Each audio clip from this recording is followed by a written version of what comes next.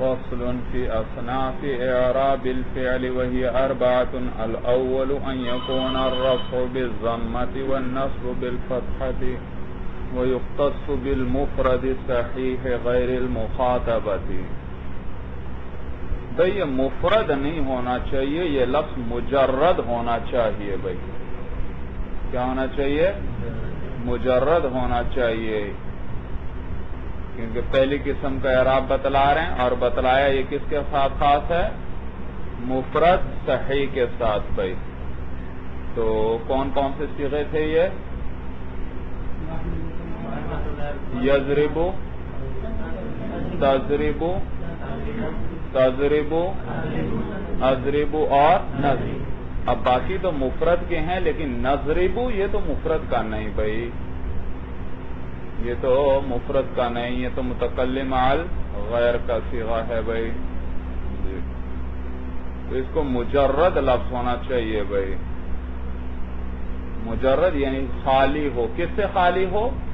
ضمیر بارز سے خالی ہو. جو کس سے خالی ہو؟ ضمیر بارز سے خالی ہو.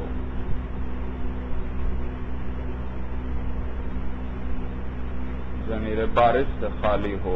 اب بات صحیح ہو گئی مولانا کہ وہ تمام صیغے مضارع کے جو صحیح کے ہیں اور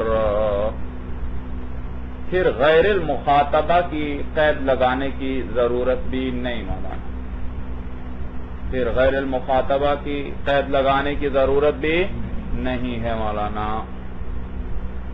کیونکہ مخاطبہ کے صیغے میں بھی کیا آتی ہے؟ تھا ضمیر بارز ہوتی ہے.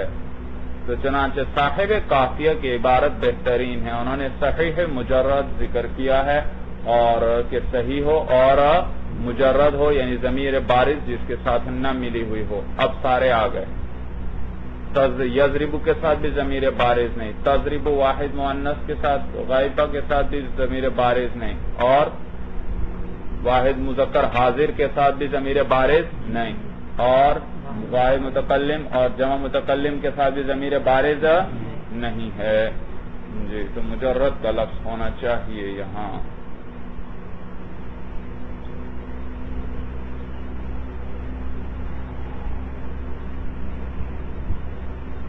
تو مولانا کل ہم نے فعل کے اعراب کی قسمیں پر اعراب کے اعتبار سے فعل مضارع 4 قسم پر انہوں نے بتلایا. پہلی قسم کیا ہے؟ جو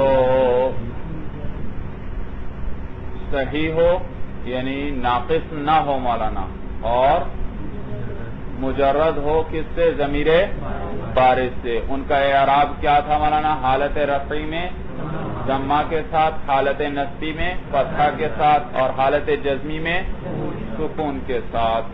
اور دوسری قسم وہ تھی جس کے آخر میں نون اعرابی آتا تھا اور اس کا اعراب حالت رفعی میں اثبات نون، حالت نصبی جزمی میں حذف نون کے ساتھ. اور تیسری قسم تھی ناقص یائی اور ناقص واوی، اور اس کا اعراب کیا تھا؟ حالت رفعی میں تقدیر ضمہ کے ساتھ، اور حالت نصبی میں فتح لفظی کے ساتھ، اور حالت جزمی میں حذف لام کے ساتھ. اور چوتھی قسم تھی ناقص الفی. بھئی اس کا کیا بتلایا تھا کہ حالت رفعی میں تقدیر ضمہ، اور حالت نصبی میں تقدیر فتحہ کے ساتھ، اور حالت جزمی میں حذف لام کے ساتھ ہوگا. اس کے بعد عوامل بتلائے تھے کہ ان میں عامل کون ہے حالت جب یہ رفعی میں، حالت نصبی میں، حالت جزمی میں. بتلایا تھا کہ مرفوع جو ہوتا ہے اس کے اندر عامل معنوی ہوتا ہے، اور وہ اس کا خالی ہونا ہے کس سے؟ عوامل لفظیہ سے، یا یوں کہیں کس سے؟ ناصب اور جازم سے اس کا خالی ہونا ہے. اور منصوب بتلایا تھا نصب دینے والے عامل جو ہیں فعل مضارع کو 5 ہیں: ان، ولن، وقع، واذن اور ان مقدرہ. ان مقدرہ. اور بتلایا تھا ان مقدرہ کتنی چیزوں کے بعد مقدر ہوگا؟ 7 چیزوں کے بعد. اول حتی کے بعد، ثانی لام کی، ثالث لام جہد. لام جہد کس کو کہتے ہیں بھائی؟ جو کانا منفی کے بعد نفی کی تاکید کے لیے آئے، اور کانا بھی کیا ہونا چاہیے؟ لفظاً یا معناً ماضی ہونا چاہیے بھائی. اور چوتھی جگہ وہ فا جو کتنی چیزوں کے جواب میں آئے؟ 6 چیزوں کے جواب میں. اور وہ 6 چیزیں کون سی تھیں؟ اول امر، ثانی نہیں، ثالث رابع، استفہام خامس، سادس اور اسی طرح 5ویں جگہ کون سی تھی؟ وہ جو کتنی انہی 6 چیزوں کے جواب میں آئے. اور 6ٹھی جگہ جو وہ جو الا ان یا الا ان کے معنی میں ہو مولانا. اور یہ 2 معنی کیوں کیے الا ان یا الا ان؟ کیونکہ 2 گروہ ہیں. بعض علماء فرماتے ہیں کہ الا ان کے معنی میں ہوتا ہے یہ او، اور بعض کیا کہتے ہیں الا ان. تو دراصل یہ الا کے معنی میں ہے، دراصل یہ الا کے معنی میں ہے. اور اس کے بعد کیا مقدر ہوتا ہے؟ ان مقدر ہوتا ہے. یہ معنی نہیں کہ الا ان کے معنی میں ہے اور پھر ان بھی مقدر ہے. اگر الا ان کے معنی میں ہو تو پھر تو ان مقدر نکالنے کی الگ ضرورت نہیں، ورنہ تو تکرار ان آئے لازم آئے گا. بھئی 7ویں جگہ کون سی تھی؟ واو عطف، جبکہ اس کا عطف فعل مضارع کے کس پر ہو رہا ہو؟ اسم صریح پر. کس پر؟ کیونکہ میں نے بتایا تھا اسم 2 قسم پر ہے مولانا، ایک اسم صریح، ایک اسم تعویلی. اسم تعویلی جیسے ان یضربا، یہ بھی کیا ہے؟ یہ اسم تعویلی ہے، کیونکہ ان اس کو کس معنی میں کر دے گا؟ مصدر کے معنی میں کر دے گا، اور مصدر اسم ہوتا ہے. تو یہ اسم ہے لیکن تعویلن ہے. اور ایک اسم صریح ہے کہ ضربن یا مصدر آئے یا کوئی اسم آئے. تو جب فعل مضارع کا عطف ہو اسم صریح پر تو واو کے ساتھ، تو اس واو کے بعد بھی کیا مقدر ہوگا؟ ان مقدر ہوگا. اور 2 جگہ ایسی ہیں کہ جہاں پر ان کا ظاہر کرنا بھی جائز، ایک لام کی کے بعد اور دوسرا اس واو کے بعد، واو عطف کے بعد. اور ایک جگہ ایسی ہے جہاں پر ان مقدرہ کا اظہار واجب ہے، اس کو عبارت میں ذکر کرنا ضروری. اور وہ کون سی؟ لام کیا کس پر داخل ہو جائے؟ لائے نفی پر جب داخل ہو جائے تو 2 لام جمع ہو جائیں گے، جو جمع ہونا پسندیدہ نہیں، لہذا درمیان میں کیا لیں گے؟ ان جو مقدر تھا اس کو ظاہر کر دیں گے اللہ، اور اس کا رسم الخط بھی خاص ہوگا، ملا کر لکھیں گے. بھائی اس کے بعد بتلایا تھا کہ علم کے مادے کے بعد یہ علم جیسے جو یقین والے افعال ہیں ان کے بعد جو ان آئے وہ ان مخففہ من المثقلہ ہوتا ہے، اور وہ ان ناصبہ نہیں ہوتا. وجہ یہ مولانا کہ یہ علم اور یہ افعال یقین پہ دلالت کرتے ہیں، تو اسی طرح ان بھی کس پہ دلالت کرتا ہے؟ یقین پر دلالت کرتا ہے، تو وہ ان کے مناسب ہے. حالانکہ ان ناصبہ جو ہے وہ تو امید اور رجا پر دلالت کرتا ہے، اور امید اور یقین یہ 2 الگ الگ چیزیں ہیں، 2 الگ الگ چیزیں ہیں. یا امید ہوگی یا یقین. اور وہ ان جو زن کے بعد آئے یا زن جیسے افعال کے بعد آئے اس میں دونوں وجہیں پڑھنا. آپ چاہیں تو اس کو ان ناصبہ بنا لیں، وہ اگلے فعل مضارع کو نصب دے دے گا، اور آپ چاہیں تو اس کو ان مخففہ من المثقلہ بنا. اس کے بعد بتایا تھا جزم دینے والے عامل کون سے ہیں بھائی؟ لم، لما، لام امر، لا نہیں، اور کلمے مجازات گنوائے تھے. اور انہوں نے بتلایا تھا ان بھی آیا، اور ایک ان تو لفظوں میں آئے گا، اور اسی طرح ایک ان مقدر ہوگا. کلمے مجازات یہ تھے مولانا ان، مہما، ازما، حیثما، اینا، متا، ما، من، ایون، اینا اور ان مقدر. اس کے بعد بتلایا تھا کہ لم بھی فعل مضارع کو کس معنی میں کر دیتا ہے؟ ماضی کے معنی میں. اور لما بھی کس معنی میں کر دیتا ہے؟ ماضی کے معنی میں. لیکن فرق یہ ہے مولانا کہ لما کے اندر ما قبل میں دوام ہوگا اور ما بعد میں امید ہوگی، ما بعد میں امید ہوگی. نیز یہ فرق ہے کہ لما کے بعد فعل کو حذف کرنا جائز، لیکن لم کے بعد فعل کو حذف کرنا جائز نہیں ہے. اس کے بعد بتلایا تھا کلمے مجازات جو ہیں یہ چاہے اسم ہو یا حرف ہو، یہ 2 جملوں پر داخل ہوتے ہیں بھائی، اور یہ دلالت کرتے ہیں اس بات پر کہ جملہ اولا سبب ہے کس کا؟ جملہ ثانیہ کا.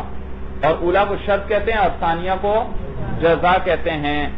اور پھر بتلایا تھا کہ یہ شرط جزا کو کب جزم، ان میں جب فعل مضارع ہے تو حرف شرط یا اس میں شرط جو ہے وہ کب جزم دے گا بھائی؟ بتلایا تھا کہ اگر شرط اور جزا دونوں ماضی ہوں تو پھر تو عمل نہیں، اور اگر دونوں مضارع ہوں تو دونوں کو کیا دے گا؟ جزم دے گا. اور اگر صرف شرط مضارع ہو تو بھی جزم دے گا. اور اگر صرف جزا مضارع ہو تو دونوں صورتیں جائز ہیں مولانا، جزم دینا بھی اور جزم. لیکن اکثر کیا ہے؟ جزم دیا جائے گا، اکثر جزم دیا جاتا ہے.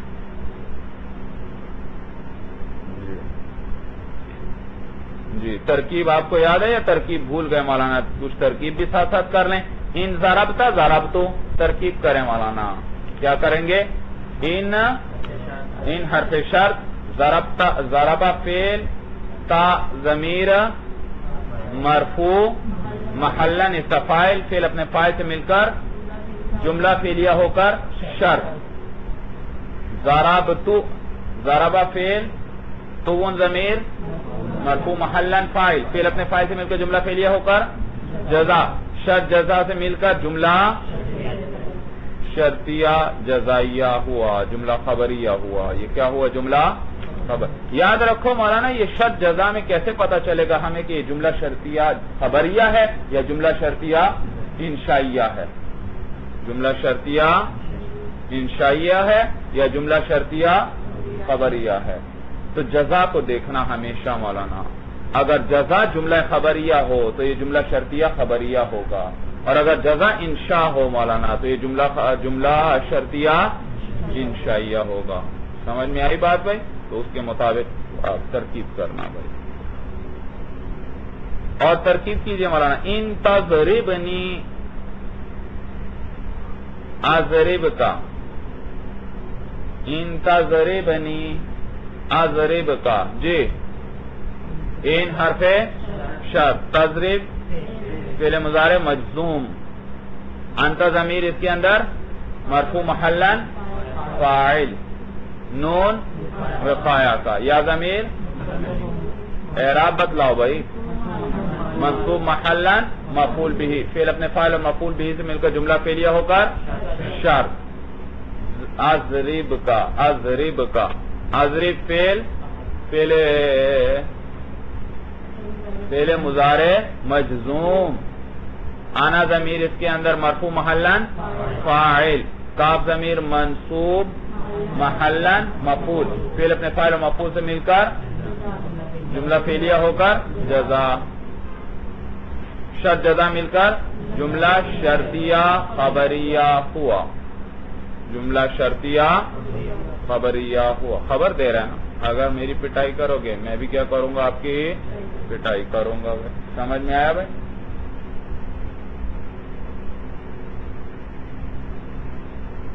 جی اور بناؤ مولانا. ان ضربتنی فجزاک اللہ خیر الجزاء. جی ان حرف شرط، ضربہ فعل، تا ضمیر مرفوع محلن فاعل، نون وقایا، یا ضمیر منصوب محلن مفعول، فعل اپنے فاعل اور مفعول سے مل کر جملہ فعلیہ ہو کر شرط، فا جزائیہ، جزاک اللہ، جزا فعل ماضی، کاف ضمیر منصوب محلن مفعول، لفظ اللہ مرفوع لفظاً فاعل، فعل اپنے فاعل اور مفعول سے مل کر جملہ فعلیہ خبریہ ہوا لفظاً اور انشائیہ ہوا مانن. جزا ہوئی. کیا ہوئی؟ جزا ہوئی. شرط جزا مل کر جملہ شرطیہ انشائیہ ہوا، جملہ شرطیہ، یہ یوں کہو جملہ شرطیہ خبریہ ہوا لفظاً اور انشائیہ ہوا مانن بھائی. کیونکہ جزاک اللہ مولانا خبر دے رہا ہے یا دعا دے رہا ہے؟ دعا دے رہا ہے. اور دعا کیا خبر کی قبیل سے ہے یا انشاء کی قبیل سے ہے؟ انشاء کی قبیل سے ہے. دعا دینے والے کو سچا یا جھوٹا کہہ سکتے ہیں؟ جملہ خبریہ وہ ہے جس کے کہنے والے کو سچا یا جھوٹا کہہ سکتے ہیں. بہرحال بس یہ یاد رکھیں کہ جو جزا پر سارا دار و مدار ہے. اگر جزا خبر ہے تو جملہ خبریہ بن جائے گا، اور اگر جزا انشاء ہے تو جملہ انشائیہ بن جائے گا.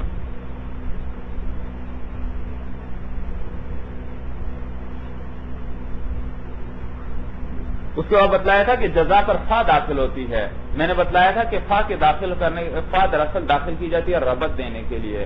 اگر ربط پہلے آ چکا ہو تو پھر فا کے ذریعے ربط دینے کی ضرورت نہیں. اور کیسے پتہ چلے گا ربط پہلے آیا یا نہیں؟ آپ دیکھیں کہ حرف شرط نے جزا کے معنی کو ماضی سے، جزا کے معنی کو تبدیل کیا ہے یا تبدیل نہیں.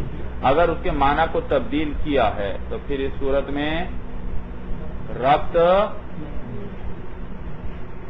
اگر تبدیل کر دیا ہے تو ربط آ چکا ہے، اب فا لانے کی ضرورت، اور اگر تبدیل نہیں کیا تو ربط نہیں آیا. اب ربط کے لیے کس کو لے آؤ؟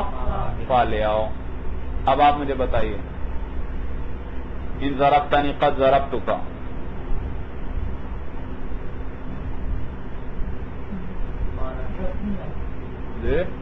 ربط اب فا لے کر آئیں گے. اس لیے میں نے بتایا تھا کہ قد کس لیے آتا ہے؟ ماضی کی تحقیق کے لیے آتا ہے. تو قد نے آ کر ماضی کے معنی کو پکا کر دیا. اب ان اس کو مستقبل کے معنی میں کرنا چاہتا ہے لیکن کر نہیں سکتا، تو کوئی تبدیلی نہیں آئی جزا کے معنی میں، اور جب تبدیلی نہیں آئی تو ربط نہیں آیا، اور ربط نہیں آیا تو ہمیں ربط چاہیے، اور پھر ربط کے لیے کیا لے کر آئیں گے؟ فا لے کر آئیں گے. بھائی سمجھ میں آیا؟ تو چاہے جملہ اسمیہ ہو پھر بھی فا لانا واجب، جملہ انشائیہ ہو مولانا جزا پھر بھی فا کا لانا واجب، چاہے امر ہو چاہے نہیں ہو. اور اگر فعل مضارع ہو مولانا، پھر فعل مضارع مثبت ہو یا منفی بلا ہو لا کے ساتھ من، تو پھر مولانا فا کا لانا بھی جائز اور فا کا نہ لانا بھی جائز ہے. اس لیے کہ دیکھا جائے تبدیلی آ چکی ہے. کس طرح کہ پہلے حال اور استقبال دونوں معنی تھے، لیکن اب کون سا ہوا؟ صرف استقبال کا. اور دیکھا جائے تو تبدیلی نہیں بھی آئی، کیونکہ استقبال کا معنی تو پہلے سے ہی مضارع کے اندر موجود تھا. تو دونوں جہتوں کی رعایت کے، اور فا لانا بھی جائز نہ لانا بھی جائز. اور کبھی کبھار بتلایا تھا فا کی جگہ پہ اذا مفاجاتیہ بھی آ جاتا ہے، جیسے قرآن میں آیا ہے مولانا وَإِن تُصِبْهُمْ سَيِّئَةٌ بِمَا قَدَّمَتْ أَيْدِيهِمْ إِذَا هُمْ يَقْنَطُونَ. اس کے بعد بتلایا تھا ان مقدر ہوگا 6 چیزوں کے بعد. بھائی وہی 6 چیزیں کون کون سی؟ امر، نہی، نفی، استفہام، تمنی اور عرض. بھائی ان کے بعد، اور تو اس کی وجہ سے ان کا ما بعد فعل کیا آئے گا؟ مجزوم ہوگا. تعلم، تنجو، یہ کیا ہے مولانا؟ مجزوم ہے. لا تکذب یکن خیرا لکا، یہ یکن کیا ہے مولانا؟ مجزوم ہے. حل تزورنا نکرم کا، دیکھا استفہام کے بعد نکر فعل مضارع آیا تو یہ کیا ہوا؟ مجزوم ہوا. بھائی دیکھو بھائی انہی 6 چیزوں کے بعد اگر فا یا واو آئے تو ان ان کے اس کے بعد مقدر ہوگا، اور ما بعد فعل کیا ہوگا؟ منصوب ہوگا. اور اگر فا یا واو نہ آئے اور مضارع آئے تو وہ مضارع مجزوم ہوگا، اور وہ کیا ہوگا؟ دراصل جزا ہوگا. اور وہاں پر ان اور شرط کیا ہوں گے؟ مقدر ہوں گے. سمجھ میں آیا بھائی؟ تو امر نہیں استفہام وغیرہ کے بعد اگر فعل مضارع آئے گا تو فعل مضارع مجزوم ہوگا. اور مجزوم کیوں ہے؟ کیونکہ وہ کیا بن رہا ہے؟ جزا بن رہا ہے. اور وہاں پر ان بھی مقدر ہے اور شرط بھی مقدر ہے، اور ان شرط کو جزم دیتا ہے اور جزا کو بھی جزم دیتا ہے. لیکن یہ اس وقت ہے مولانا کہ جبکہ اول سبب بن رہا ہو کس کے لیے؟ ثانی کے لیے. اگر ایسا نہ ہو تو پھر جزم دینا بھی، ان کو مقدر نکالنا بھی جائز نہیں ہے.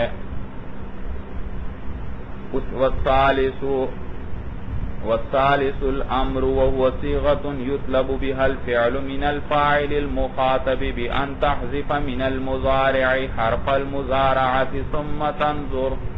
ثم تنظر فإن كان ما بعد حرف المضارعة ساكنا زدت همزة الوصل مضمومة. امر مولانا تیسرے فعل ماضی کی بحث بھی پوری ہوئی، مضارع کی بحث بھی پوری ہوئی، اور اب امر آیا. بھائی وہ صیغۃ، وہ ایسا صیغہ ہے یطلب بها الفعل من الفاعل المخاطب، جس کے ذریعے فعل طلب کیا جائے فاعل مخاطب سے. اضرب مولانا، اس کیا معنی اضرب کا؟ تو مار، یعنی مخاطب سے میں نے ایک فعل کو طلب کیا. کل کیا معنی؟ تم کھاؤ. تو یہ مخاطب سے میں نے فعل کو طلب کیا. بِأَن تَحْذِفَ مِنَ الْمُضَارِعِ حَرْفَ الْمُضَارَعَةِ،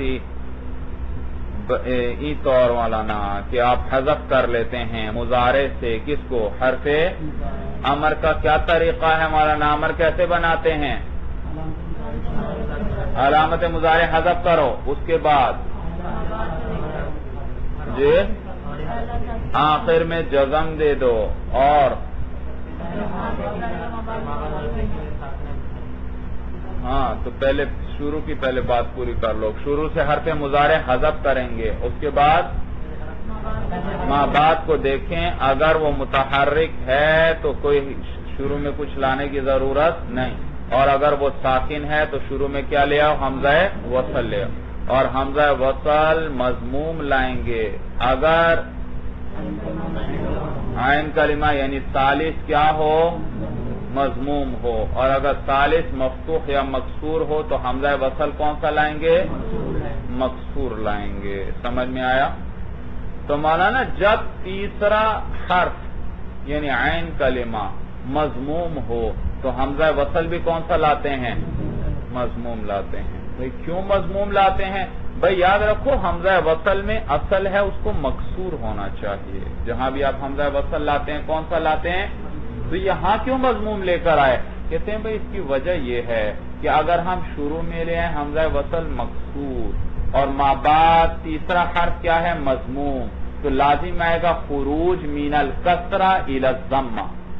کسرہ سے کس کی طرف خروج لازم آئے گا, ضمہ کی طرف, اور کسرہ کے بعد فوراً ضمہ کی طرف جانا, اور ضمہ کا پڑھنا بڑا ثقیل ہے, بڑا ثقیل ہے.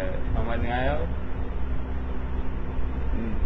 تو سمجھ میں آیا. اسی طرح ضمہ سے کسرہ کی طرف آنا بھی بڑا قلیل ہے, بڑا ثقیل ہے.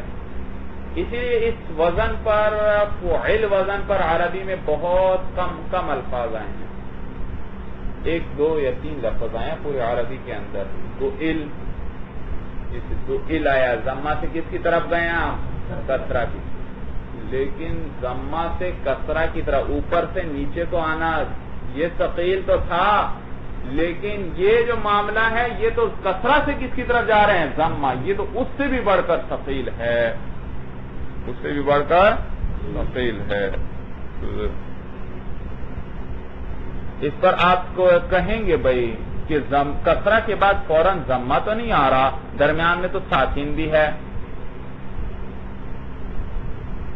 انصر ہے. اگر ہم انصر کہہ دیں تو ہم کسرہ کے بعد فوراً ضمہ تو نہیں آ رہا, بلکہ درمیان میں کیا آ رہا ہے, نون ساکن آ رہا ہے, تو فاصلہ آ گیا. کہتے ہیں بھئی ساکن بمنزلہ مردے کے ہے, ساکن بمنزلہ مردے کے ہے, اس کا کوئی اثر نہیں پڑتا, وہ کل عدم ہے, گویا ہے ہی نہیں.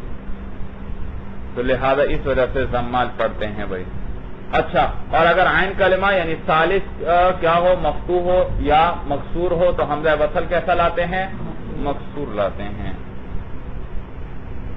بیان تحذف من المضارع حرف المضارعاتی کہ آپ حذف کر لیتے ہیں فعل مضارع سے حرف مضارع کو, ثم تنظر فإن كان ما بعد حرف المضارعات ساکنا, پھر حرف مضارع کے بعد ساکن تھا, کما بعد ساکن تھا, زدت حمزۃ الوصل, تو آپ بڑھا دیں گے شروع میں حمزہ وصل کو, مضمومتاً, اس حال میں کہ وہ کیا ہوگا, مضموم. کب, ان ضم ثالثہ, اگر ثالث یعنی عین کلمہ کیا ہے, مضموم ہے. نحو انصر, نحو انصر, ومکسورتاً, اور حمزہ وصل اس حال لائیں گے, اس حال میں کہ مکسور ہوگا. ان فتح اب ان کا سارا, اگر ثالث کیا ہو, مفتوح ہو یا مکسور ہو. کا اعلام, دیکھو ثالث عین لام کلمہ مفتوح ہے, لام, وَإِذْرِبْ, دیکھو را کیا ہے, مکسور ہے. وَإِسْتَخْرِجْ, تو لام کلمہ دیکھیں گے مولانا, اگر وہ مضموم ہے تو حمزہ وصل شروع میں مضموم لائیں گے, اگر وہ مفتوح ہے یا مکسور ہے تو کیا لے کر آئیں گے, حمزہ وصل بھی مکسور لے کر آئیں گے. جیسے استخرج, وَإِنْ كَانَ مُتَحَرِّكًا, اور اگر حمزہ اگر ما بعد حرف مضارع کو حذف کرنے کے بعد ما بعد کیا تھا, متحرک تھا, فلا حاجت الی الحمزۃ, تو پھر کوئی حاجت نہیں ہے حمزہ کی مولانا, پھر حمزہ لانے کی ضرورت نہیں. جیسے عید اصل میں کس سے بنا ہے, بعدا یا عید سے, بھئی پھر کیا کیا مولانا, علامت مضارع حذف کی تو عید رہ گیا بھئی, تو اب حمزہ وصل کی ضرورت نہیں کیونکہ عین متحرک ہے. وحاسب, حاسب یحاسب, یحاسب سے کیا کیا مولانا, علامت مضارع کو حذف کیا بھائی تو ہا متحرک تھی تو اسی طرح رکھا اور آخر سے جزم دے دیا. والامر من باب الافعال من القسم الثانی، اور باب افعال سے جو امر آتا ہے وہ قسم ثانی سے ہے. بھائی دو قسمیں پڑھی نا، ایک وہ قسم کہ جس میں حرف مضارع کو حذف علامت مضارع حذف کریں تو ما بعد کیا ہوگا ساکن اول. ثانی قسم کیا تھی کہ ما بعد کیا ہوگا متحرک. تو کہتے ہیں یہ باب افعال کا امر یہ کس قسم میں سے ہے؟ ثانی، کہ یہ علامت مضارع حذف کرنے کے بعد ما بعد کیا ہوتا ہے؟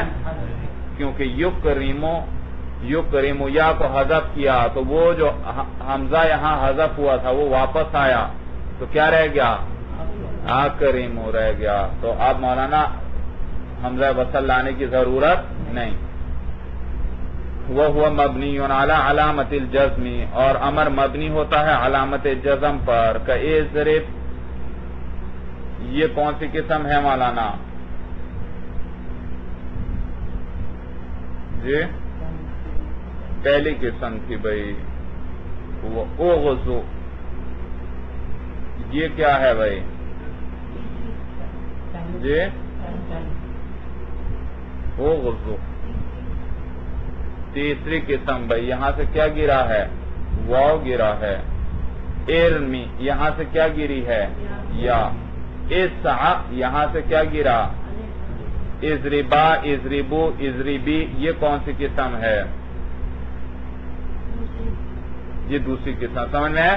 تو اضرب مولانا وہ پہلی قسم ہے جس کے اندر بھائی جزم کس کے ساتھ آیا کرتا تھا؟ سکون کے ساتھ. اغزو اور ارمی یہ کون سی قسم ہے؟ تیسری قسم ہے، ناقص واوی اور ناقص ہے، اور ان میں جزم کس کے ساتھ آتا تھا؟ حذف لام. اسع یہ چوتھی قسم تھی اعراب والی مولانا، جس میں کیا آیا کرتا تھا؟ جس کے آخر میں الف تھا تو اس میں حذف لام کے ساتھ جزم آتا تھا. اور اضربا، اضربو، اضربی یہ وہ صیغے ہیں جن کے آخر میں انہوں نے اعرابی تھا، ان کا جزم کس کے ساتھ آتا تھا؟ حذف نون کے ساتھ. اسی لیے کہا وہ ہوا مبنی، یہ امر مبنی ہے لیکن اعلی علامت الجزم، کس پر؟ علامت جزم پر. فصل فعل ما لم يسمى فاعله، فعل ما لم، ایسا فعل مولانا فعل ما، فعل اس مفعول کا لم يسمى فاعله جس کے فاعل کو ذکر نہ کیا گیا ہو. وہ فعل حذف، فاعل مجہول کی بات کر رہے ہیں. وہ فعل حذف فاعله، وہ فعل ہے جس کے فاعل کو حذف کر دیا گیا ہو. وأقيم المفعول مقامه، اور مفعول کو اس کا قائم مقام بنایا گیا ہو. ويختص بالمتعدی، اور یہ خاص ہے کس کے ساتھ مولانا؟ فعل مجہول کس سے آئے گا ہمیشہ؟ فعل متعدی سے. اس لیے کہ آپ نے فاعل کو حذف کر کے مفعول کو کیا بنانا ہے؟ نائب فاعل. اور مفعول ہوگا تو نائب فاعل بنائیں گے بھائی اس کو، اگر مفعول ہی نہیں تو پھر تو نائب فاعل. سمجھ میں آئے؟ تو چاہے اس کا مفعول بلا واسطہ آئے جیسے ضربت زیدن، ضربت، یا اس کا مفعول بواسطہ حرف جر کے آئے مررت بزیدن. یاد رکھو یہ جو مجرور ہوتا ہے یہ جب فعل سے متعلق ہوتا ہے تو یہ بھی دراصل فعل کا مفعول ہوتا ہے. کیا ہوتا ہے؟ مررت بزیدن. لیکن مررت فعل چونکہ براہ راست مفعول میں عمل نہیں کرتا تو ہم با کے واسطے سے اس کو لے آئے. مررت زیدن تو ہم کہہ نہیں سکتے تھے کیونکہ مررت کیا کرتا ہے؟ مفعول کو نصب نہیں دیتا، اور یہاں مفعول تو چاہیے تو پھر وہ مفعول کس کے واسطے سے لے آئے؟ با کے واسطے سے. تو اس کو کیا کہتے ہیں؟ مفعول بھی غیر صریح. ایک ہوتا ہے مفعول بھی صریح جس کو وہ نصب دیتا ہے ضربت زیدن، یہ مفعول بھی صریح ہے. اور ایک حرف جر کے واسطے سے جو فعل کے ساتھ ملتا ہے اس کو کیا کہتے ہیں؟ مفعول بھی غیر صریح کہتے ہیں. تو متعدی چاہے بغیر حرف جر کے ہو چاہے بواسطہ حرف جر کے ہو. وعلامته فی الماضی ان یکون اوله مضموما فقط، اور علامت مضارع ماضی کے اندر مولانا فعل مجہول کی یہ ہے کہ اس کا اول مضموم ہوگا. بھائی تین قسم کے باب ہیں، تین قسم کے ماضی ہے بھائی.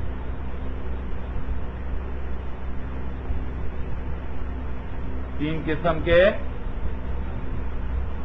ایک وہ ماضی جس کے شروع میں حمزہ وصل آتا ہے، استخرجا، اس سے فعل مجہول کیسے بنائیں گے یہ بھی طریقہ آپ کو بتائیں گے۔ ایک وہ فعل ماضی ہے جس کے شروع میں تا آتی ہے، تزاربا، اس سے فعل مجہول کیسے بنائیں گے۔ تفعلا، اس سے فعل مجہول کیسے بنائیں گے، دوسری قسم۔ تیسری وہ جس کے شروع میں نہ حمزہ وصل آئے اور نہ تا آئے۔ کتنی قسم پر ہوئی؟ ایک وہ جس کے شروع میں حمزہ ہے، دوسری وہ جس کے شروع میں تا ہے، تیسری وہ جس کے شروع میں جی بھائی وہ جس کے شروع میں نہ تا آ رہی ہے نہ حمزہ وصل آ رہی ہے، اس کے پہلے کلمے کو ضمہ دے دو اور آخر سے ما قبل کو کسرہ دے دو، فعل مجہول بن جائے گا۔ ضربا، اول کو کیا دے دو؟ ضمہ، آخر سے ما قبل کو کیا دے دو؟ کسرہ، کیا بن جائے گا؟ ضربا۔ سمجھ میں آیا؟ قاتل، اس سے بناؤ ذرا بھائی، شروع کے کیا دے دو؟ ضمہ، اور اس کی وجہ سے الف کس سے بدل گیا؟ واو سے، اور آخر سے ما قبل کو کیا دے دو؟ کسرہ، اگر کسرہ نہ ہو تو یہاں کسرہ دیا، کیا بن گیا؟ قتل۔ اس کا یہ طریقہ ہے۔ اور اگر شروع میں حمزہ وصل آ رہا ہے، اگر شروع میں تا آ رہی ہے، پھر اول کو بھی ضمہ دو، ثانی کو بھی ضمہ دو، اور آخر سے ما قبل کو کسرہ دو۔ تزاربا، اول کو بھی ضمہ دو، تا کو، تا کے ساتھ والے کو بھی ضمہ دو، تزو، اور الف کو کس سے بدل دو؟ واو سے، اور آخر سے ما قبل کو کیا دے دو؟ تزوربا۔ تفعل، جی کیا کریں گے؟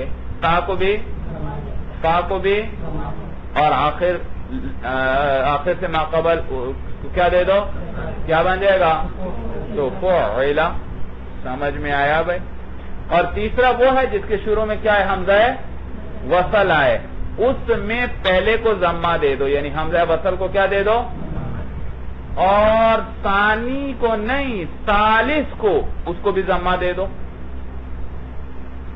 ثانی تو ساکن تھا نا، حمزہ وصل اسی لیے، اور ثالث کو بھی کیا دے دو؟ اور آخر سے ما قبل کسرہ دے دو۔ استخرجا، اول کو کیا دے دو؟ ثالث کون ہے؟ تا، اس کو بھی کیا دے دو؟ تو کیا بن جائے گا؟ آخر استخرجا، آخر سے ما قبل کسرہ دی۔ سورج سمجھ میں آ گئی؟ وعلامتہ فی الماضی، اور علامت اس کی ماضی میں یہ ہے ان یکون اولہ مضموما فقط، کہ صرف اس کا اول مضموم ہوگا، اور وما قبل آخرہ مکسورا، اور آخر سے ما قبل مکسور ہوگا۔ فی الابواب التی، ان ابواب کے اندر لیست فی اوائلہا حمزۃ وصل، ان کے شروع میں حمزہ وصل نہ ہو، ولا تاء زائدۃ، اور نہ ہی تاء زائدہ ہو، نحو ضرب ودحرج واکرم۔ جی یہ تو ایک قسم تھی۔ دوسری وَأَن يَكُونَ أَوَّلُهُ وَثَانِيهِ مَضْمُومًا، اول اور ثانی دونوں مضموم ہوں گے، وَمَا قَبْلَ آخِرِهِ كَذَلِكَ، اور آخر سے ما قبل اسی طرح ہوگا، یعنی مکسور ہوگا۔ یہ کس میں ہوگا بھائی؟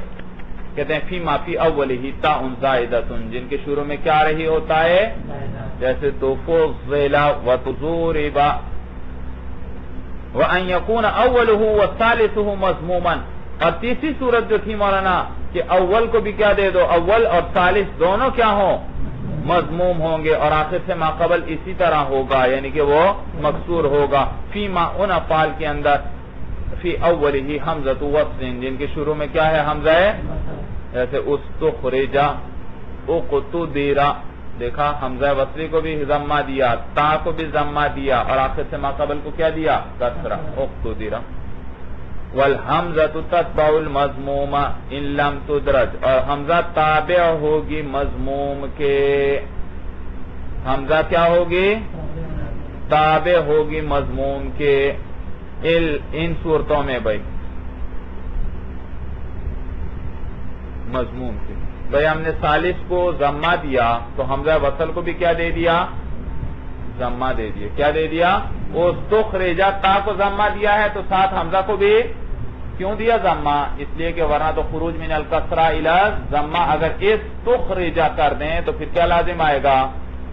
خروج من الکسرہ الی ضمہ، اور وہ بڑا ثقیل ہے، تو جب تا کو ضمہ دیا تھا تو ساتھ ساتھ ہم نے حمزہ کو بھی، یہی بات کر رہے ہیں، والحمزہ تتبع المضموم، اور حمزہ تابع ہوگی مضموم کے، ان لم تدرج اگر وہ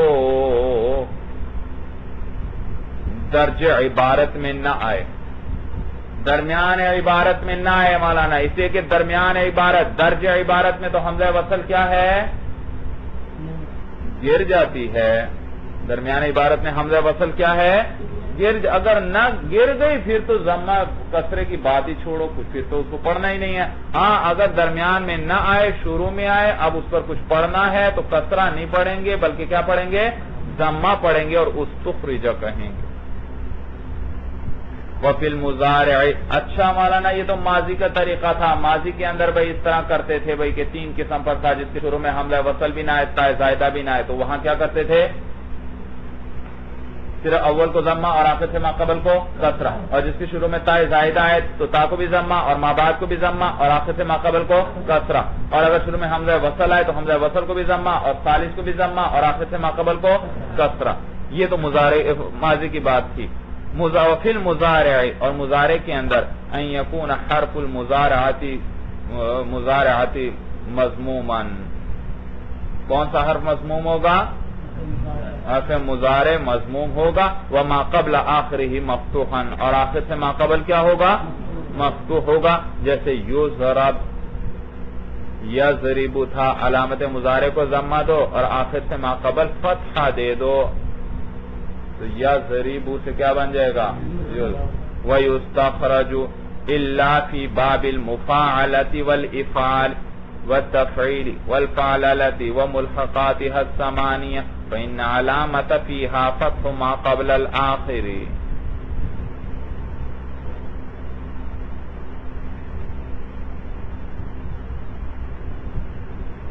مگر یہ افعال ہیں بھئی، یہ وہ افعال ہیں جن کی ماضی 4 حرف پر مشتمل تھی، کون کون سے ابواب تھے؟ باب افعال، ثانی تفعیل، ثالث مفعلہ اور فعللہ، باب۔ تو ان کے اندر ان کی علامت کیا ہے؟ کہتے ہیں بھئی ان کے اندر علامت مضارع تو پہلے سے مضموم تھی، قاتلا یقاتلو، اکرما یکرمو، کرما یکرمو، دحرجا یدحرجو، تو لہذا علامت ان کی علامت جو ہے یا پر علامت مضارع پر ضمہ نہیں، کیونکہ وہ تو معروف میں بھی ضمہ آتا ہے، تو پھر کیا علامت ہے ان کی؟ کہتے ہیں ان کا آخر سے ما قبل صرف فتحہ آئے گا، پہلے کسرہ تھا اب کیا آئے گا؟ فتحہ آئے گا، تو یکرمو دیکھو صرف فتحہ سے پہلے یکرمو،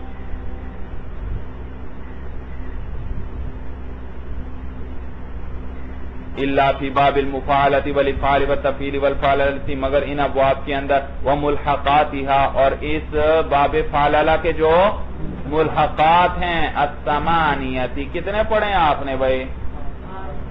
8 پڑھیں 7 پڑھیں جی؟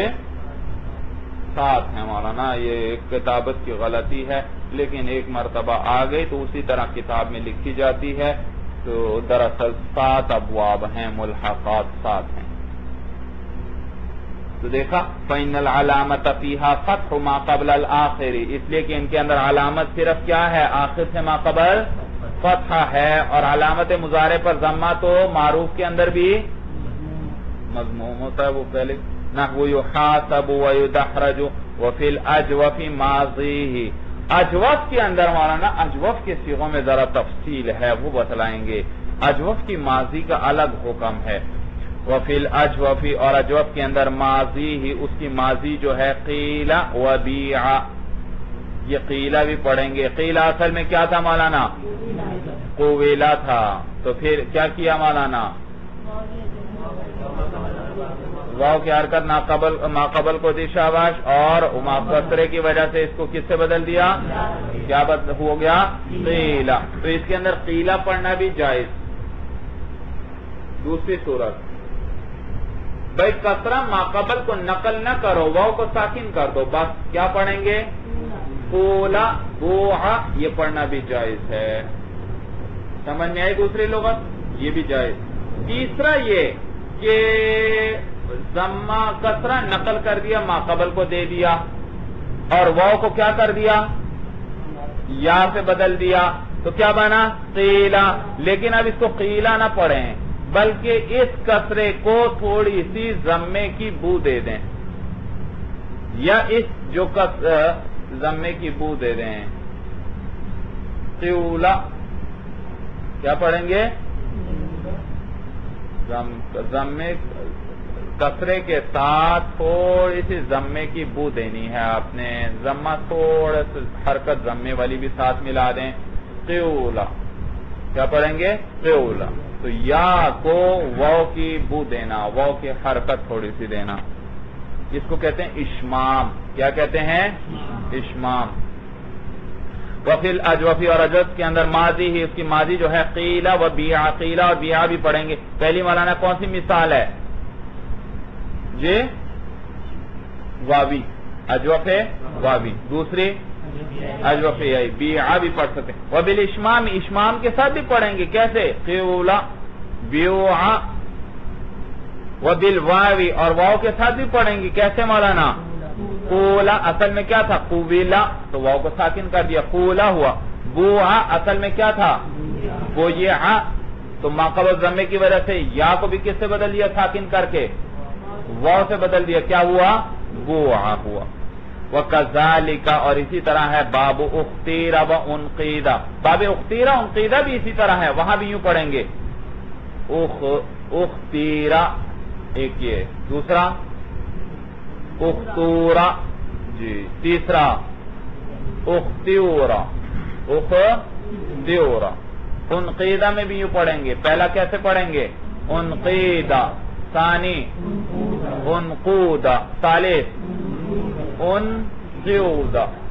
سمجھ میں آیا بھائی؟ دونوں استخیرہ و اقیمہ. استخیرہ اور اقیمہ میں نہیں پڑھیں گے. کیوں؟ لفقد فعل فیہما، اس لیے کہ ان کے آخر میں فعلہ وزن نہیں آیا. بھائی اختیرہ انقیدہ کے آخر میں فعلہ وزن آیا تھا، اور تو قیلہ اور بیع کا وزن بھی کیا تھا؟ قیلہ کس وزن پر تھا اصل میں؟ قویلہ فعلہ تھا. بیع بھی کس وزن پر تھا؟ بیع فعلہ. تو جہاں یہ فعلہ وزن آخر میں آئے گا وہاں اس طرح 3 حرکتیں پڑھیں گے مولانا اجوف کے اندر، اور جہاں پر یہ وزن فعلہ نہیں آئے گا وہاں پر یہ 3 جائز نہیں. اب دیکھیے استخیرہ کے اندر یہ فعلہ وزن نہیں، لہذا یہ 3 پڑھنا جائز نہیں. استخیرہ اصل میں کیا تھا؟ استخیرہ، تو فعلہ وزن آیا. استخیرہ، خا ساکن ہے، خا پر ضمہ ہوتا، خا پر تو فعلہ بنتا، اور خا تو اصل میں کیا ہے؟ تو فعلہ وزن آیا نہیں. جبکہ اختیرہ میں تھا، اختیرہ کیا تھا؟ اختیرہ تو یہ را فعلہ. اسی طرح انقیدہ اصل میں کیا تھا؟ ان کو یہ دا فعلہ، وزن بڑا. جبکہ استخیرہ میں ایسا وزن نہیں آ رہا. استخیرہ، یہ تو خاص ساکن ہے، خا پر ضمہ ہوتا تو وزن بنتا. اقیمہ اصل میں کیا تھا؟ اقویمہ، تو یہاں پر بھی قاف کیا ہے؟ ساکن ہے، تو قویمہ ہوتا تو وزن بن جاتا فعلہ، لیکن قاف ساکن تو ان میں یہ نہیں پڑھیں گے. لفقد فعل فیہا، اس لیے کہ ان کے آخر میں فعلہ کا وزن مفقود ہے. فقد کا معنی ہوتا ہے نہ ہونا. وفی مضارعہ، بھئی یہ تو اجوف کی ماضی کی بات ہوئی، اب اجوف کے مضارع بتلا رہے ہیں. وفی مضارعہ، اور اجوف کے مضارع کے اندر مولانا تقلب العین الفا، عین کو کس سے بدلتے ہیں بھئی؟ الف سے بدلتے ہیں. پہلے کیا تھا؟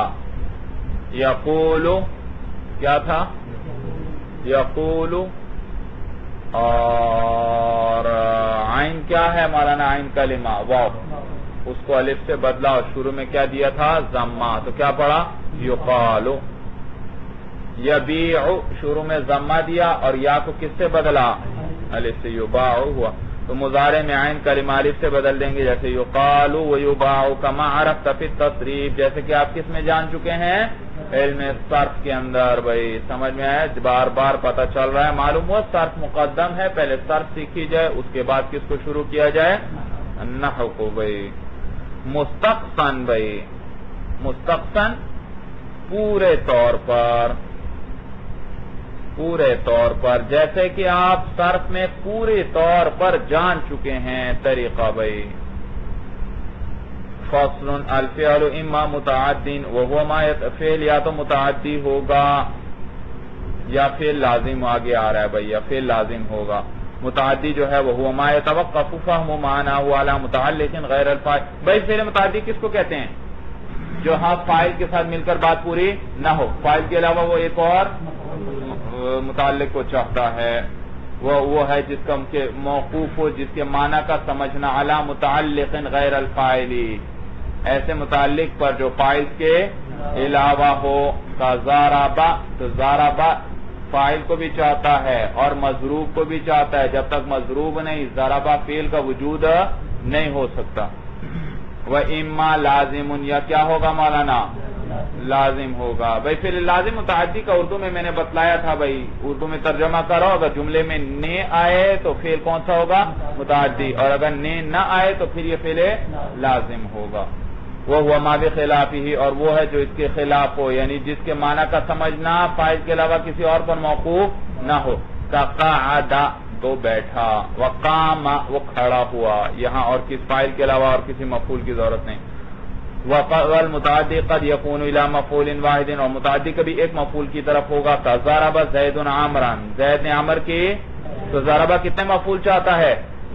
ایک، تو متعدی کبھی ایک مفعول کی طرف ہوگا۔ وَإِلَى مَفْعُولَيْنِ، اور کبھی کس کی طرف ہوگا؟ دو مفعولوں کی طرف۔ کَأَعْطَى زَيْدٌ عَمْرًا دِرْہَمًا، عطا کیا زید نے عمر کو درہم۔ تو دیکھو عمرًا مفعول اول، درہمًا مفعول ثانی، تو یہ دو عطا ہے مولانا، یہ دو مفعول چاہتا ہے، تو یہ باب اعطیت کہلاتا ہے۔ کیا کہلاتا ہے؟ اعطیت کہلاتا ہے۔ وَيَجُوزُ فِيهِ الْاخْتِصَارُ عَلَى أَحَدِ مَفْعُولَيْهِ، اور جائز ہے اس میں اکتفا کرنا دو مفعولوں میں سے ایک پر، اس کے دو مفعولوں میں سے ایک پر اکتفا کرنا جائز ہے۔ آپ کہہ سکتے ہیں اعطیت زیدن، اعطیت درہمن، تو چاہے دونوں ذکر کریں اعطیت زیدن درہمن، اور چاہے تو ایک پر اکتفا کر لیں،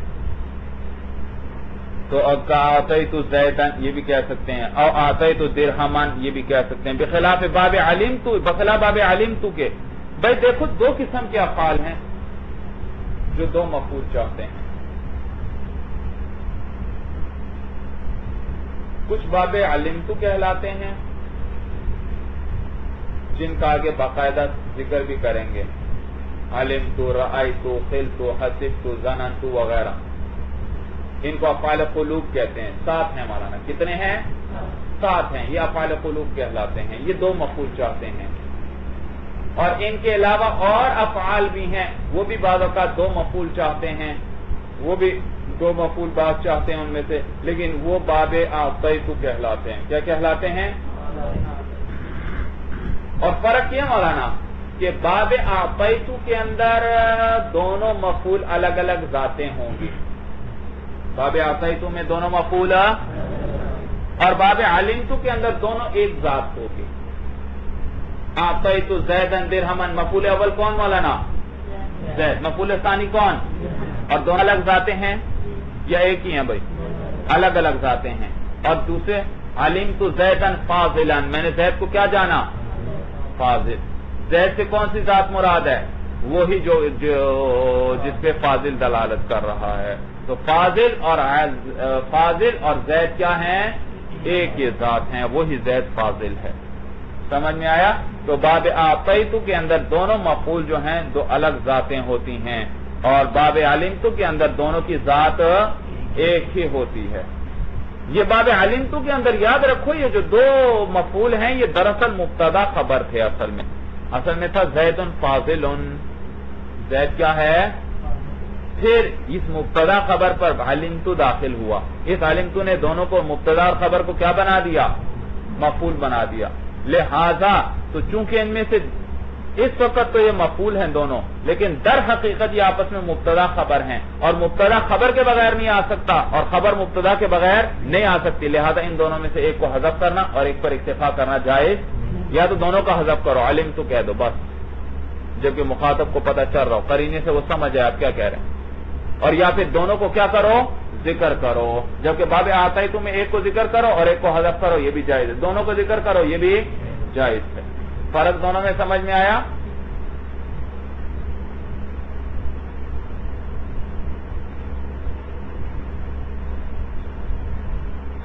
تو کہتے ہیں مولانا وَيَجُوزُ فِيهِ الْاقْتِصَارُ عَلَى أَحَدِ مَفْعُولَيْهِ، اور کافی جائز ہے اکتفا کرنا اس کے دو مفعولوں میں سے ایک پر بھی، کَأَعْطَيْتُ زَيْدًا أَوْ أَعْطَيْتُ دِرْهَمًا، بخلاف باب عَلِمْتُ، بخلاف کس کے باب ہے، وہاں پر ایک مفعول پر اکتفا کرنا جائز، یا تو دونوں کو ذکر کرو یا دونوں کو کیا کرو، حذف کرو، اس لیے کہ بظاہر تو وہ دونوں مفعول ہیں لیکن در حقیقت وہ آپس میں کیا ہیں، مبتدا خبر ہیں۔ وَإِلَى ثَلَاثَةِ مَفَاعِلَ، یا مولانا کس کی طرح مضاف کتنے مفعول چاہے گا، فعل متعدی ہوگا یا تین مفعولوں کی طرف، نحو عَلَمَ اللَّهُ زَيْدًا عَمْرًا فَاضِلًا، اللہ نے بتلا دیا زید کو کہ عمر فاضل ہے، اللہ نے علم دیا زید کو کہ عمر کیا ہے، فاضل ہے، تو دیکھو زیدن مفعول اول، عمرن مفعول ثانی، فاضلن مفعول ثالث، بھائی ان میں بھی یاد رکھو۔ اچھا یہ کون سے ہیں بھائی، ایک تو علامہ آیا، علامہ کتنے مفعول چاہتا ہے، علامہ تین مفعول، بھائی یاد رکھو ایک فعل لازم ہو اس کو متعدی بنانے کے کئی طریقے ہیں، بہرحال ایک طریقہ ان میں سے یہ ہے اس کو باب افعال میں لے جاؤ، تو اگر وہ پہلے فعل لازم تھا تو اب کیا بن جائے گا، متعدی بیک مفعول ہو جائے گا، ذہبت کا معنی میں گیا، اور اذهبت زیدن میں زید کو لے گیا، تو پہلے یہ لازم تھا اب باب افعال میں لے گئے تو اس کے کتنے مفعول چاہنے لگا، ایک چاہنے لگا، اور اگر پہلے ایک چاہتا تھا تو اب دو چاہے گا مولانا، جیسے حفرت نہرا میں نے نہر کھودی، یہ ایک مفعول چاہتا تھا، اب آپ اس کو باب افعال میں لے گئے، حفرت زیدا نہرا یعنی میں نے نہر کھودنے میں زید کی مدد کی، تو دو مفعول، اور اگر پہلے سے دو چاہتا تھا اب باب افعال میں لے جاؤ تو وہ تین چاہے گا، علمت زیدن فاضلا کتنے مفعول علمت چاہتا تھا، دو، اب اعلمت کہہ دیں مولانا تو اب تین چاہے گا، اعلمت زیدن عمرا فاضلا، سمجھ میں آیا؟ تو مولانا ایک تو علامہ ہوا بھائی، ومنہ اور اسی میں سے ہے جو تین مفعول چاہتے ہیں، ارا انبأ ونبأ واخبر وخبر وحدث، یہ جو مولانا 6 مزید ہیں تو 7 ہو گئے کل، یہ مولانا یہ ساتوں کیا چاہتے ہیں، تین مفعول، اور سب کا معنی ہے خبر دینا، سب کا معنی خبر دینا،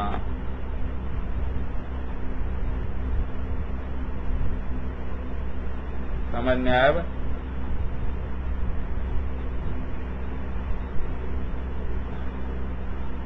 آرا میں نے زید کو دکھلایا بھائی، میں نے زید کو دکھلایا، یہ بھی خبر کے معنی میں بن جائے، میں نے زید کو دکھلایا کہ عمر کیا ہے، فاضل ہے، یعنی خبر ہی دی، وَأَنبَأَ اس کا بھی وہی معنی، نبأ اخبر خبر حدث سب کا یہی معنی بھائی۔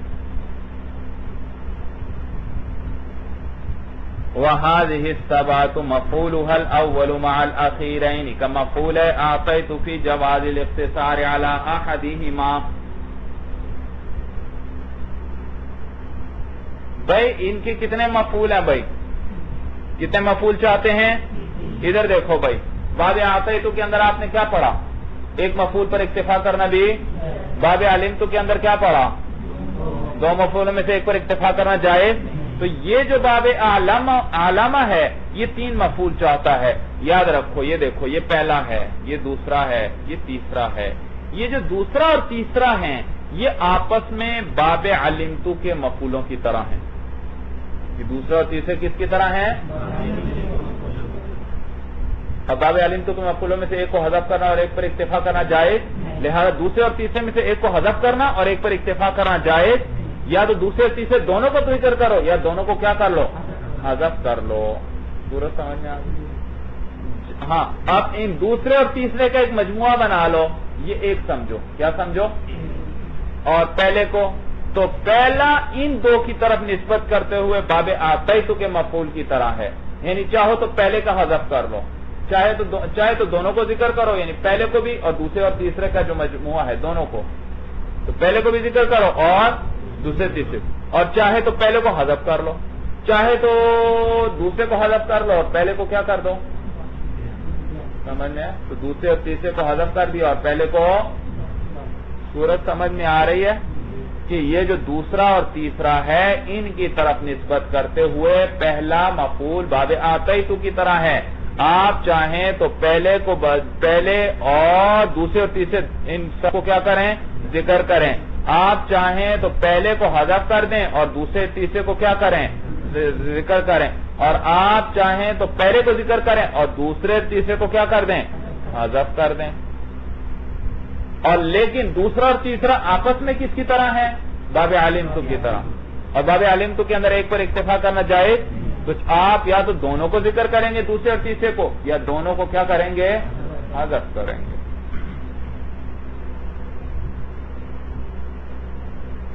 وَهَذِهِ السَّبَاتُ اور یہ سات جو ہیں مولانا مفعول والاول مع الاخیرین، ان کا پہلا مفعول جو ہے آخری دو کے ساتھ. پہلا مفعول کس کے ساتھ، آخری دونوں کے ساتھ. کا مفعول ہے آتیتو، کس کی طرح ہے، آتیتو کے دو مفعولوں کی طرح ہے. فی جواز الاقتصار علی احدہما، کس چیز میں، دو میں سے ایک پر اکتفا کرنے کے جائز ہونے میں، دونوں میں سے ایک پر اکتفا کے جائز ہونے میں. تقول آپ کہیں گے بھئی دیکھو، عالم اللہ زیدن، اللہ نے زید کو علم دیا بتلایا بھئی. آگے عمرن فاضلن، دونوں کو کیا کر لیا گیا، حذف کر لیا گیا.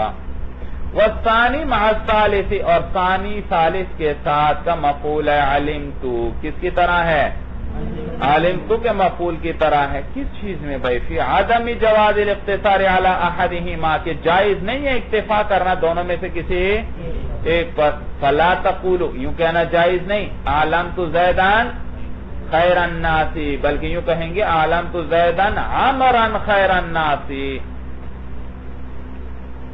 صورت سمجھ میں آ گئی بھائی؟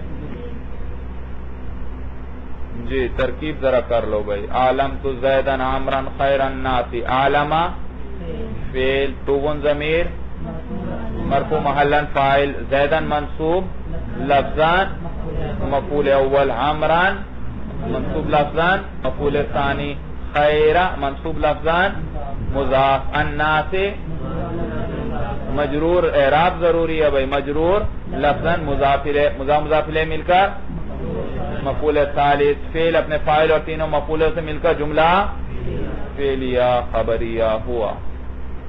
فصل افعال القلوب، اب مولانا افعال قلوب کی تفصیل باب علمت بیان کریں گے. افعال القلوب علمت وظننت وحسبت وخلت ورأيت ووجدت وزعمت.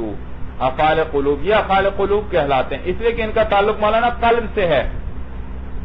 علمت زیدن فاضلا، میں نے زید کو کیا جانا، آپ کو کچھ کرنا پڑا، یہ جاننے والا کام کس کا ہے، آپ کے قلب کا ہے. تو یہ افعال کا، ان افعال کا خیال کرنا، میں نے زید کے بارے میں خیال کیا، گمان کیا، میں نے زید کو عالم سمجھا، یہ سارے کیا ہیں مولانا، افعال قلوب ہیں، کیونکہ اس میں آپ کو ظاہری اعضاء سے کچھ کرنا نہیں پڑتا.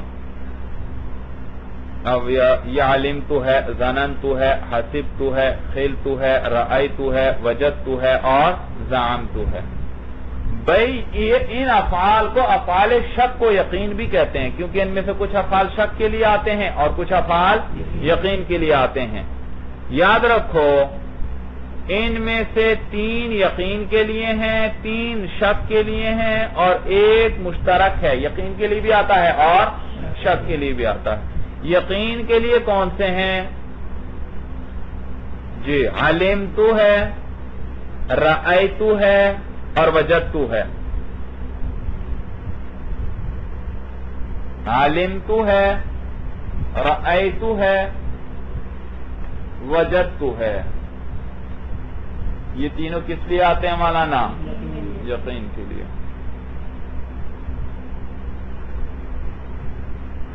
بین السطور لکھا ہوا ہے کہ این حرف سے برائے یقین ہستن، یہ غلط لکھا ہے مولانا. اکٹھے تو ہیں ہی نہیں. علم تو شروع میں آ رہا ہے، رأیت وجدت کہاں آ رہے ہیں؟ درمیان میں. ہاں تو علمت اور رأیت اور وجدت یہ تین یقین کے لیے ہیں. ظننت حسبت خلت، ظننت کا معنی گمان کرنا، حسبت ما معنی بھی گمان کرنا، خلت کا معنی خیال کرنا. یہ تینوں مولانا شک کے لیے ہیں، تینوں شک کے لیے ہیں. وزعمت اور زعمت کیا ہے مولانا؟ مشترک ہے. یہ کبھی یقین کے لیے آتا ہے اور کبھی شک کے لیے آتا ہے. وہی افعال تدخل علی المبتدا والخبر، یہ افعال ہیں کس پر داخل ہوتے ہیں مولانا؟ مبتدا اور خبر پر داخل ہوتے ہیں. فتنصبهما علی المفعولیت، پس ان کو نصب دیتے ہیں کس بنا پر؟ مفعول ہونے کی بنا پر. دیکھا میں نے یہی کہا تھا اس کے دونوں مفعول دراصل آپس میں کیا ہیں؟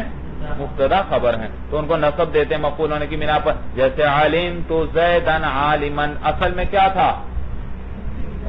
زید عالم، پھر اس پر کیا داخل ہوا؟ علمت، تو کیا بن گیا؟ علمت زیدا عالم. وعلم ان لهذه الافعال خواصہ، یہ خواصہ میں نے کیوں پڑھا مولانا؟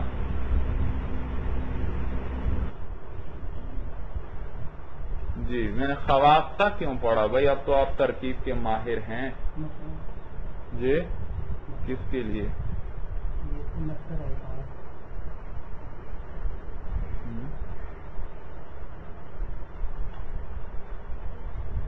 کیا ہے یہ؟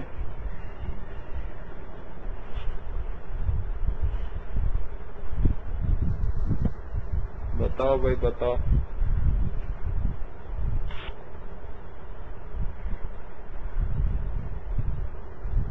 غور کرو بھائی اس ترکیب پہ بھائی.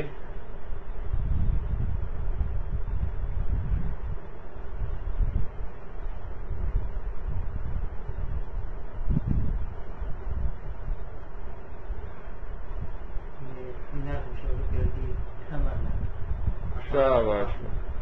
یہ انا کا انا، اعلم علمہ کے بعد ہمیشہ کیا آتا ہے؟ انا، کیونکہ علمہ کتنے مفعول چاہتا ہے؟ دو. تو ماں بعد کیا ہوتا ہے؟ جملہ قائم مقام دو مفعولوں کے بنتا ہے. تو یہ انا وہاں پڑھتے ہیں بھائی. اچھا انا، تو یہ خواصہ انا کا کیا ہے؟ ہاں کیونکہ انا کے بعد کیا آیا؟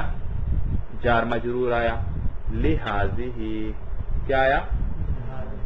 اور جار مجرور ہمیشہ کیا بنتے ہیں؟ خبر. تو یہ معلوم ہو یہ خبر مقدم ہے. بھئی یہ خبر کیوں مقدم کی؟ انا کے بارے میں تو آپ نے انا کے حروف مشبہ بالفعل کے بارے میں پڑھا تھا کہ ان کی خبر کو ان کے اسم پر مقدم نہیں کر سکتے بھئی.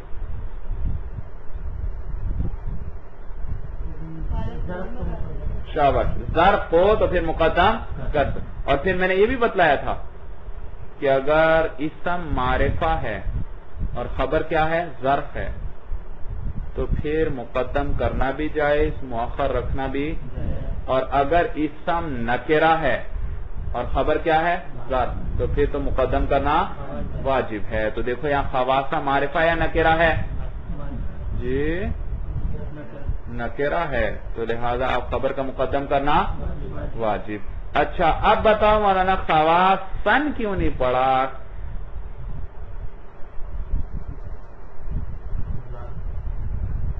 کس کو؟ مضاف الیہ ہوگا بن سکتا ہے بھائی. بتاؤ.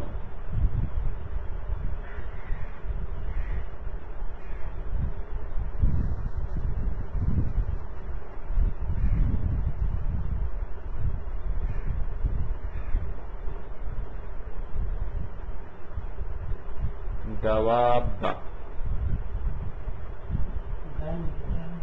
ہاں شاباش. کیوں؟ کون سے دو اسباب ہیں؟ ہاں تو یہ کیا ہے؟ دوسرا سبب کیا ہے اس میں؟ ہاں یہ خود قائم مقام کتنے سببوں کے ہے؟ شاباش. تو یہ خواصہ مولانا یہ غیر منصرف ہے، یہ جمع منتہی الجموع کا صیغہ ہے اور یہ قائم مقام دو سببوں کے ہوتا ہے، اور جو غیر منصرف کو کیا حکم پڑا ہے آپ نے کہ اس پر کسرہ اور تنوین نہیں ہے، تو یہ تنوین نہیں ہے اس پر. تو ترکیب کیسے کریں گے بھائی؟ انا پڑھو ذرا، انا کے ساتھ ترکیب کرو، ادھر ادھر سے چھوڑ دو فی الحال. ان لہذه الافعال خواص، کیسے کریں گے؟ ان حروف مشبہ بالفعل، لام جارہ، هذه اچھا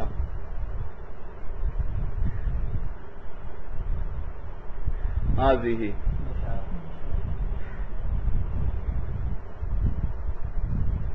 اشارہ تو ہے. اعراب بتاؤ، اعراب. مجرور کون سا مجرور ہوگا؟ تقدیراً ہوگا یا لفظاً یا محلاً؟ محلاً، کیونکہ یہ مبنی ہے.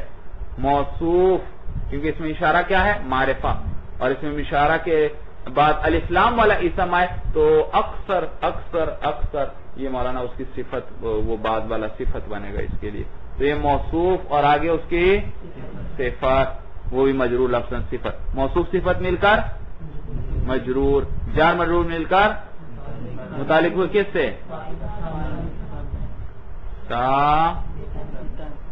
ثابتن سے. یہ نصب کیوں دیا آپ نے؟ انا کا اسم تو ابھی بتایا ہے، وہ خبر مقدم ہے یہ. ہاں کیا ثابتن سے متعلق ہوگا؟ ثابتن صیغہ اس میں فاعل.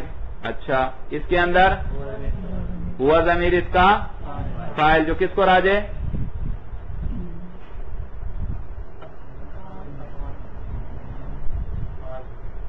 یہ خبر ہے، اسم کون ہے؟ وہ مبتدا ہے.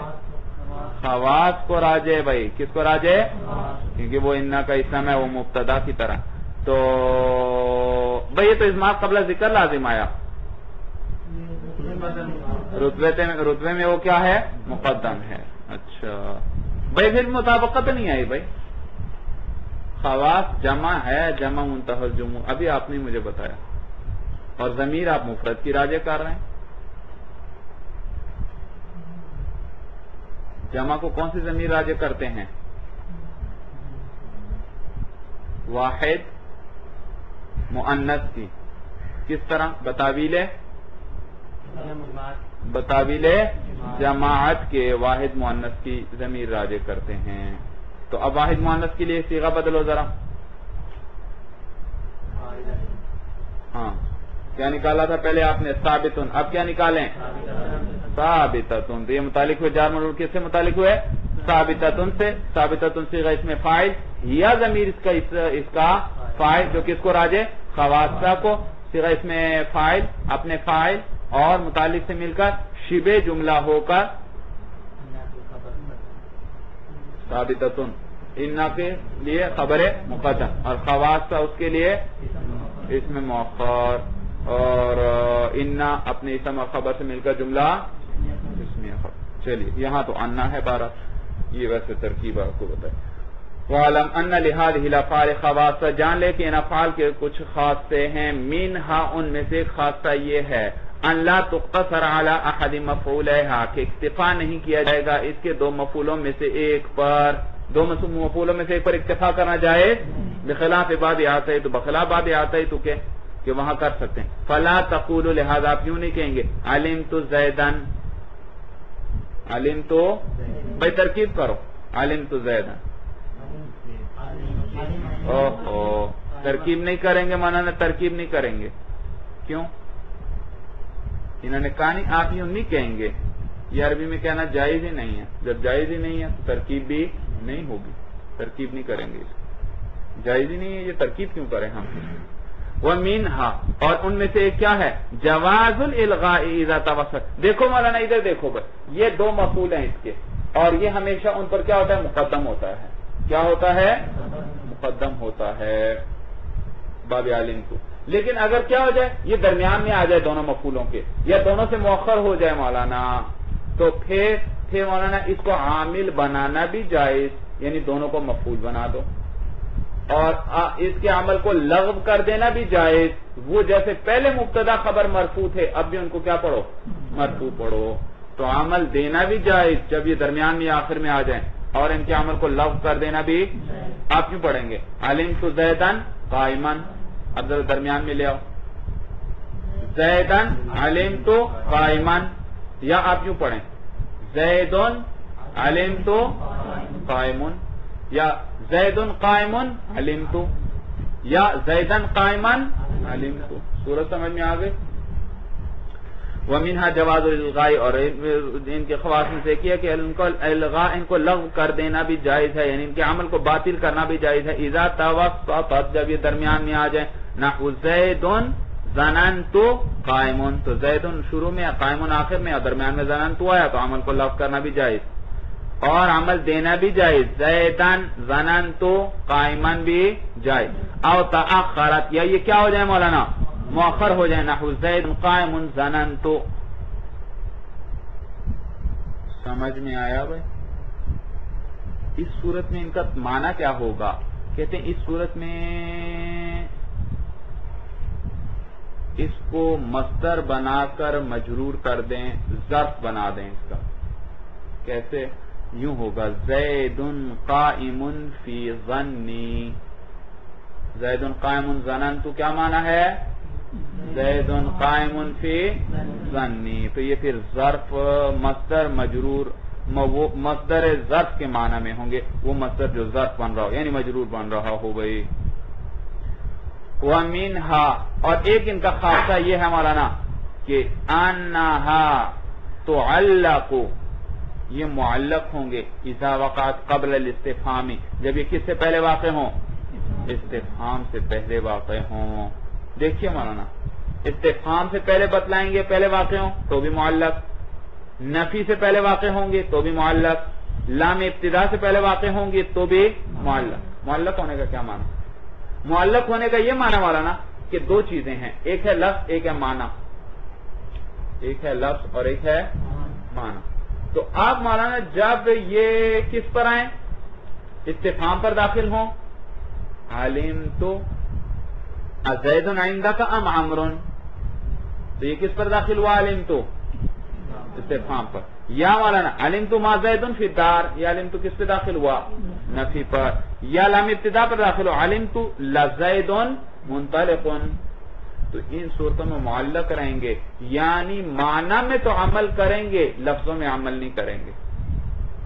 معنی میں عمل کریں گے, معنی کے اعتبار سے وہ دونوں اس کے مفعول ہیں, لیکن لفظوں میں عمل نہیں کریں گے, تو یہ معلق ہو گئے. کیا ہو گئے؟ یعنی عمل کر بھی رہے ہیں, کس اعتبار سے؟ معنی کے اعتبار سے, اور عمل نہیں بھی کر رہے, کس اعتبار سے؟ لفظوں کے اعتبار سے. جیسے قدوری میں آپ نے پڑھا ہوگا امرأہ معلقہ. امرأہ معلقہ, معلقہ وہ عورت جس کا خاوند گم ہو جائے, جس کا خاوند کیا ہے؟ گم ہو جائے. تو یہ امرأہ معلقہ ہے. اب اس کو ہم نکاح کی اجازت نہیں دیں گے. کیوں؟ کیونکہ اس کا خاوند, اس کا خاوند نہیں ہے, اس کا یہ خاوند اس کا بیچاری کا ہے بھی نہیں کیونکہ گم ہے. لیکن ہم اس کو نکاح کی اجازت بھی نہیں دیں گے کیونکہ امکان ہے وہ زندہ ہو. امکان کیا ہے؟ زندہ ہو. تو نہ تو اس کا خاوند موجود ہے کیونکہ غائب ہے, اور نہ ہی تو زندہ بھی نہیں. یوں خاوند موجود بھی نہیں, زندہ بھی نہیں, یوں سمجھو, کیونکہ گم ہے, پتہ ہی کدھر گیا کتنے سالوں سے. اور دیکھا جائے تو خاوند موجود بھی ہے کہ اب ہم اس کو ابھی تک آگے نکاح کی اجازت, کیونکہ خاوند اگر مردہ ہو تو پھر تو کیا کرتے ہیں, عورت کو عدت کے بعد آگے نکاح کی اجازت ہوتی ہے. تو یہ بھی معلقہ ہے, خاوند والی بھی ہے اور بے خاوند بھی ہے. تو جیسے وہ معلقہ ہوتی ہے, یہ حروف بھی کیا ہیں؟ معلق ہیں. عمل کر بھی رہے ہیں معنی کے اعتبار سے, اور عمل نہیں بھی کر رہے لفظوں کے اعتبار سے.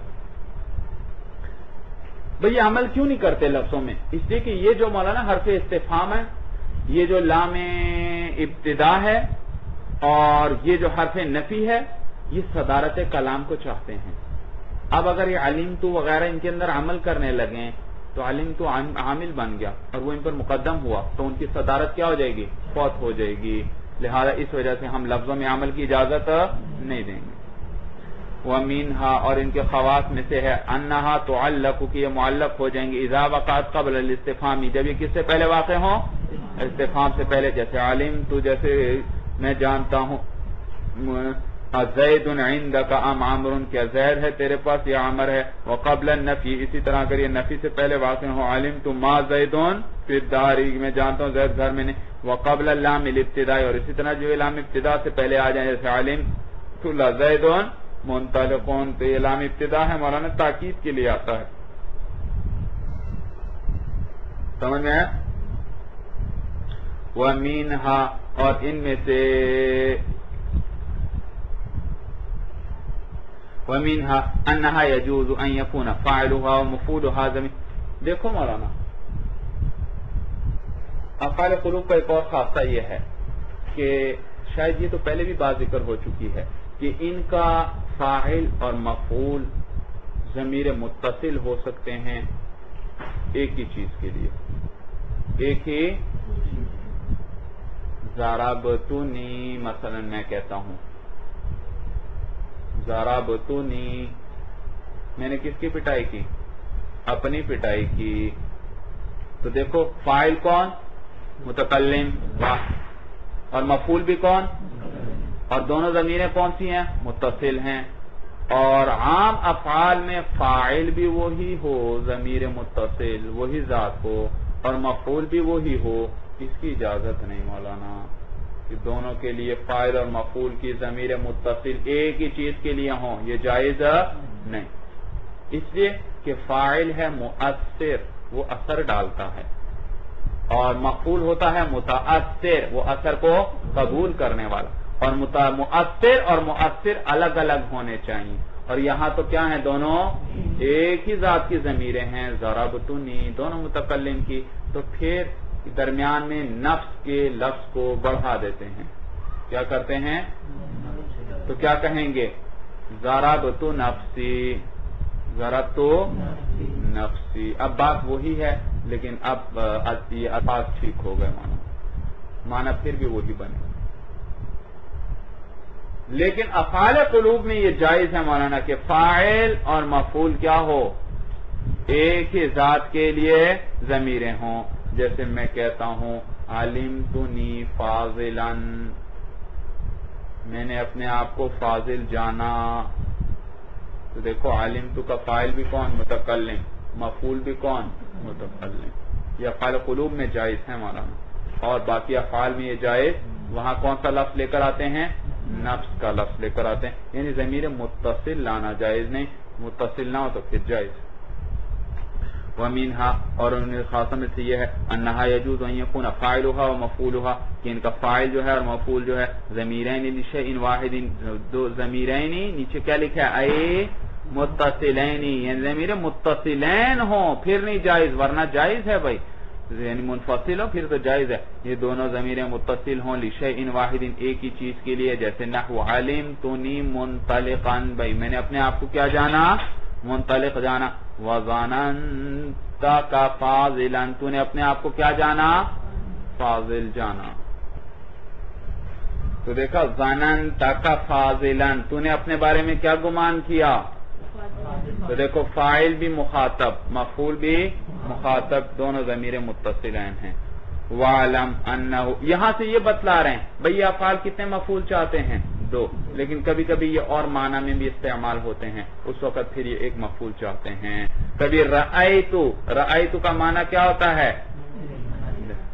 تو یہ جو ابھی پہلے ذکر ہوا افعال میں وہ دل سے دیکھنا مراد تھا مولانا آنکھوں سے دیکھنا مراد نہیں تھا آنکھوں سے دیکھنے کے لیے تو ایک مفعول چاہیے جو اب ذکر کرنے لگے کبھی رأیتو بمعنی ابصرتو کیا آتا ہے اس معنی میں نے دیکھا تو یہ تو ایک مفعول چاہتا ہے میں نے کس کو دیکھا زید کو دیکھا اور ایک در دیکھنا دل سے یعنی جانا سمجھا میں زید کو کیا سمجھا عالم سمجھا تو وہ رؤیت قلبی ہے دل سے دیکھنا مراد یعنی اس کو میں سمجھا کیا تو وہ کتنے دو مفعول چاہتا ہے تو رؤیت قلبی ہے ایک رؤیت بصری ہے اور رؤیت قلبی جو ہے وہ کتنے مفعول چاہتی ہے دو اور رؤیت بصری ایک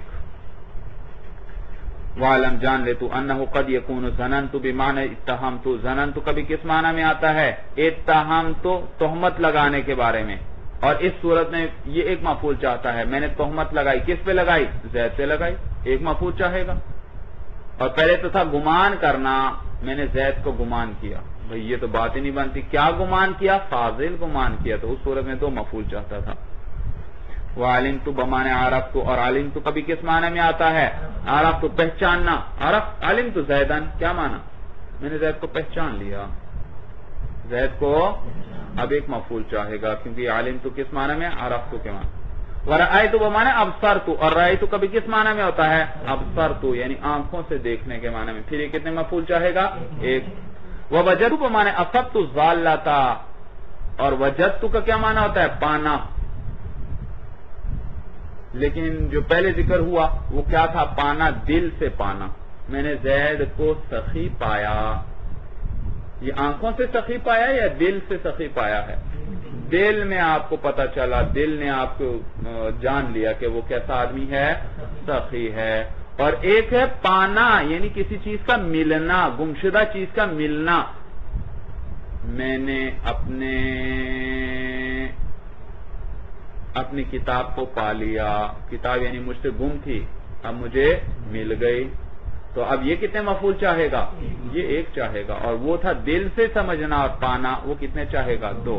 اسی لیے کہا وہ وجدت بمعنی اصبت الضالۃ، اور وجدت کبھی معنی آتا ہے گمشدہ چیز کو پانا، ضالہ کہتے ہیں گمشدہ چیز، اصبت کا معنی پا لینا، گمشدہ چیز کو پا لینے کا معنی میں آتا ہے فتنصب مفعولا واحدا فقط، تو اس صورت میں یہ نصب دیں گے مولانا کس کو؟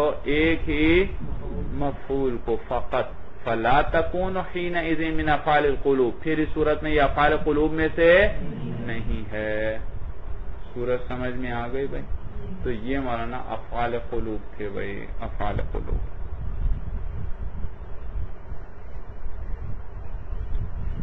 اور یہ افعال قلوب اصطلاحی مراد تھے جن کا یہ حکم ہے، جن کے یہ خاصے بیان ہوئے مولانا، کیا؟ ایک مفعول پر اکتفا کرنا بھی جائز نہیں، اور ان کو درمیان میں یا آخر میں آ جائیں تو پھر ان کو لو کر دینا بھی جائز ہے، اور نیز مولانا اگر یہ استفہام یا نفی یا لام ابتدا سے پہلے آ جائیں تو یہ کیا ہوں گے؟ معلق ہوں گے، اور نیز مولانا کہ ان کا فاعل اور مفعول ایک ہی شے کی ضمیرین متصلین بھی ہو سکتی ہیں، یہ سارے خاصے تھے افعال قلوب کے اصطلاحی، یہ جو ان کا نام ہے افعال قلوب، ورنہ اور بھی دل کے تو اور بھی افعال ہیں لیکن وہ افعال قلوب میں داخل نہیں، جیسے فکرتو، میں نے سوچا، فکر کی، یہ بھی کیا ہے؟ دل کا ہی کام ہے مولانا، سمجھ میں آیا؟ تو ظاہری اعضاء کا اس میں دخل کوئی نہیں۔ اعتقدتو، میں نے اعتقاد کیا، اس میں بھی ظاہری اعضاء کا کوئی تو، لیکن وہ مراد نہیں ہے مولانا، سمجھ میں آیا؟ یہ افعال مراد۔ آگے چلیں۔ فصل الافعال الناقصۃ، افعال ناقصہ مولانا ہی افعال، یہ ایسے افعال ہیں وضعت لتقریر الفاعل علی صفۃ، جن کو وضع کیا گیا ہے تاکہ فاعل کو ثابت کریں۔ تقریر کا کیا معنی؟ ثابت کرنا، تاکہ فاعل کو ثابت کریں علی صفۃ، ایسی صفت پر، غیر صفت مصدریہا، جو ان کے مصدر کی صفت کے علاوہ ہو، جو ان کے مصدر کے صفت کے دیکھو مولانا ہر فعل فاعل کو اپنے مصدر کی صفت پر ثابت کرتا ہے۔ ضربہ زیدن، اس ضربہ نے زید کے لیے کیا ثابت کی؟ ضرب، ضرب ثابت کی مصدر، اور اکل زیدن کیا ثابت کیا اس نے؟ عقل ثابت کیا، سمجھ میں آیا؟ اور مر زیدن، اس نے کیا ثابت کیا؟ مرور ثابت کیا زید کے لیے۔ ذہاب زیدن، کیا ثابت کیا؟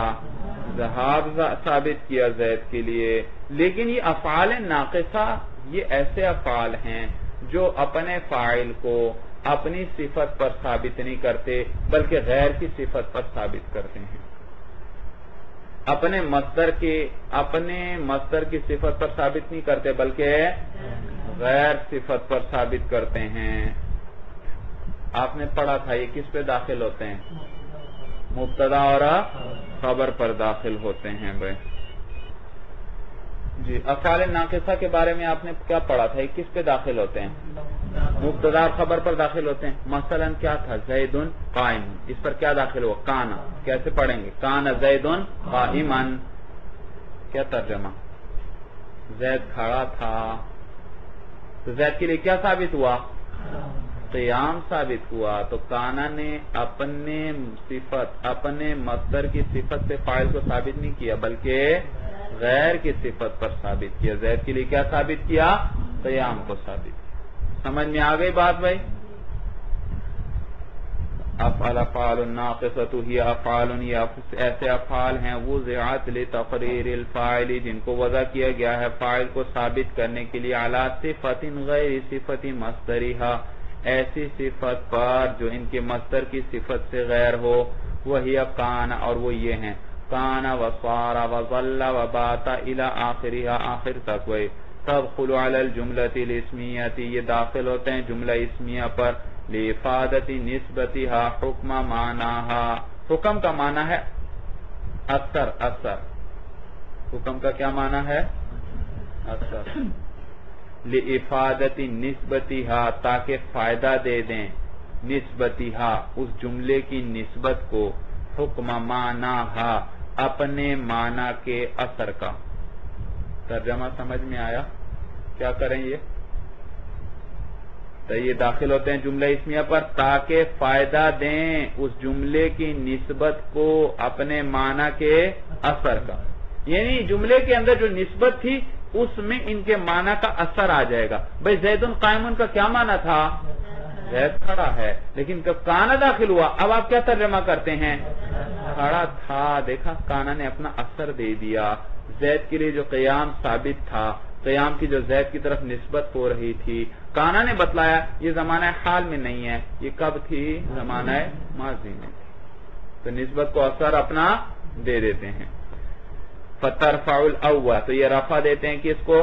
اول کو. وتنصب الثانیہ، اور نصب دیتے ہیں ثانی کو. فتقول، تو آپ کہیں گے کان زید قائما. وکانا علی ثلاثۃ اقسام، کانا کتنی قسم پر ہے مولانا؟ 3 قسم پر ہے. دیکھیے مولانا، اول ناقصۃ، اول کیا ہے مولانا؟ ناقصہ ہے. آگے دیکھو ایک سطر میں، 1.5-2 سطروں بعد وتامۃ، اور کیا ہے مولانا؟ تامہ ہے. مل گیا یا نہیں ملا مولانا؟ اور آگے آ رہا ہے تیسرا وزائدۃ، اور تیسرا کیا ہے؟ زائدہ ہے. تو کانا کتنی قسم پر ہے؟ 3 قسم پر. ایک کانا ناقصہ، ایک کانا تامہ، ایک کانا زائدہ.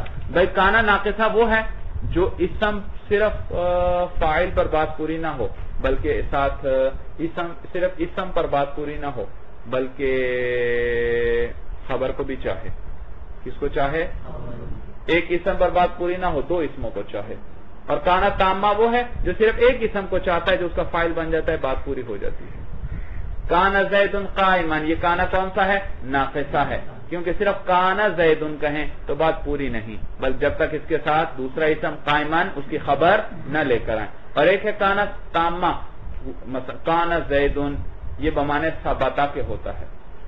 کس معنی میں؟ ثبتا و حصل کے معنی میں ہوتا ہے. کیا معنی؟ ثبتا زید، زید ثابت ہے، زید ہے، زید ہے. تو یہ کانا تامہ ہے، یہ صرف فاعل کو چاہتا ہے، یہ آگے اس کے لیے خبر کو نہیں چاہتا. جبکہ کانا ناقصہ کیا چاہتا ہے؟ اور ایک کانا زائدہ ہے مولانا. کانا زائدہ وہ ہے جو کلام کے اندر زائد آتا ہے، یعنی اگر اس کو ہٹا بھی دیں، نکال بھی دیں کلام میں سے، کلام پر کوئی اثر نہیں پڑتا. سمجھ میں آیا؟ تو بھائی جب بیکار ہوگا پھر بالکل بیکار ہوگا. کہتے ہیں نہیں بھائی، کلام کے اندر حسن پیدا کرتا ہے. کیا پیدا کرتا ہے؟ حسن پیدا کرتا ہے. البتہ معنی میں کوئی خرابی نہیں آتی اگر ہم اس کو نکال بھی دیں، اس لیے اس کو کانا زائدہ کہتے ہیں. پھر یاد رکھو مولانا، ناقصہ 2 قسم پر ہے، دائمہ اور منقطعہ. کانا ناقصہ کتنی قسم پر ہے؟ پھر دائمہ اور منقطعہ. دائمہ وہ مولانا جو اسم کے لیے خبر کو ثابت کرتا ہے دائماً. دائمہ کون سا ہے؟ دائمن. جیسے کان اللہ علیما، کیا مانا؟ اللہ جاننے والے ہیں. یہ ترجمہ نہیں ہوگا اللہ جاننے والے تھے، کیونکہ کانا کون سا ہے؟ دائمہ ہے. یعنی خبر جو ہے علم، علیم ہونا اس کو اللہ کے لیے ثابت کر رہا ہے دائماً. اور ایک کانا منقطع ہے، جیسے میں کہتا ہوں کانا زید شابن، زید جوان تھا، یعنی کس زمانے میں تھا؟ ماضی میں تھا، اب نہیں. تو کانا ناقصہ کتنے قسم پر ہوا؟ 2 قسم پر. ایک دائمہ جو خبر کو اسم کے لیے ثابت کرتا ہے دائماً، اور دوسرا کیا ہے؟ کانا منقطع جو صرف ماضی میں. وَكَانَ عَلَى ثَلَاثَةِ أَقْسَامٍ، اور کانا 3 قسم پر ہے. ناقصۃ، ایک ناقصہ ہے، وَهِيَ تَدُلُّ عَلَى ثُبُوتِ خَبَرِهَا لِفَاعِلِهَا فِي الْمَاضِي، اور یہ دلالت کرتا ہے کس بات پر کہ خبر جو ہے، اس کی خبر جو ہے وہ ثابت ہے اس کے فاعل کے لیے فی الماضی کے زمانے میں، ماضی میں. اما دائماً، پھر ماضی کے اندر یا تو یہ دائماً خبر ثابت ہوگی، جیسے کان اللہ علیما حکیما، اللہ علم والے حکمت والے ہیں. او منقطعا، یا کانا کیا ہوگا؟ منقطع ہوگا، جیسے کانا زید شابن، زید جوان تھا. وتامۃ بھائی، اور کانا کی دوسری قسم کیا ہے؟ تامہ ہے، بمعنی ثبت و حصل، یہ ثبت اور حصل کے معنی میں ہے. اور بھئی یہ صرف فاعل چاہتا ہے، جیسے کان القتال ای حصل القتال، قتال ہوا، لڑائی ہوئی، سمجھ، جنگ ہوئی. قتال کس کو کہتے ہیں؟ جنگ. وزائدۃ، اور ایک کانا زائدہ ہے، وہ کیا ہے؟ کہتے ہیں لا يتغیر باسقاطها معنی الجملتی، کہ بدلتا نہیں اس کو گرانے سے جملے کا معنی. کا قول الشاعری، جیسے شاعر کہتا ہے جیاد ابنی، تو یہ حمزہ وصل، جیاد ابنی ابی بکر تساما علی کان المسومۃ العرابی. جیاد ابنی ابی بکرن، ہم ابن کا حمزہ کیا ہوگا؟ حمزہ وصل ہے نا، درمیان میں گر جائے گا بھائی. تو میرا بیٹا جو ہے، جیاد جید کی جمع ہے، عمدہ گھوڑے مراد ہیں، عمدہ گھوڑوں کو کہتے ہیں بھائی، عمدہ گھوڑے. جیاد ابنی، میرے بیٹے کے عمدہ گھوڑے جو ہیں. کون میرا بیٹا؟ ابی بکرن، یہ بدل ہے جو کہ ابو بکر ہے.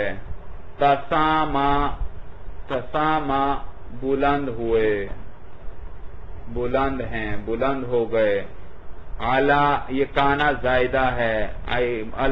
المسومۃ العرابی، مسومہ کہتے ہیں نشان زدہ، جس پر نشان لگایا گیا ہو، مانا نشان زدہ.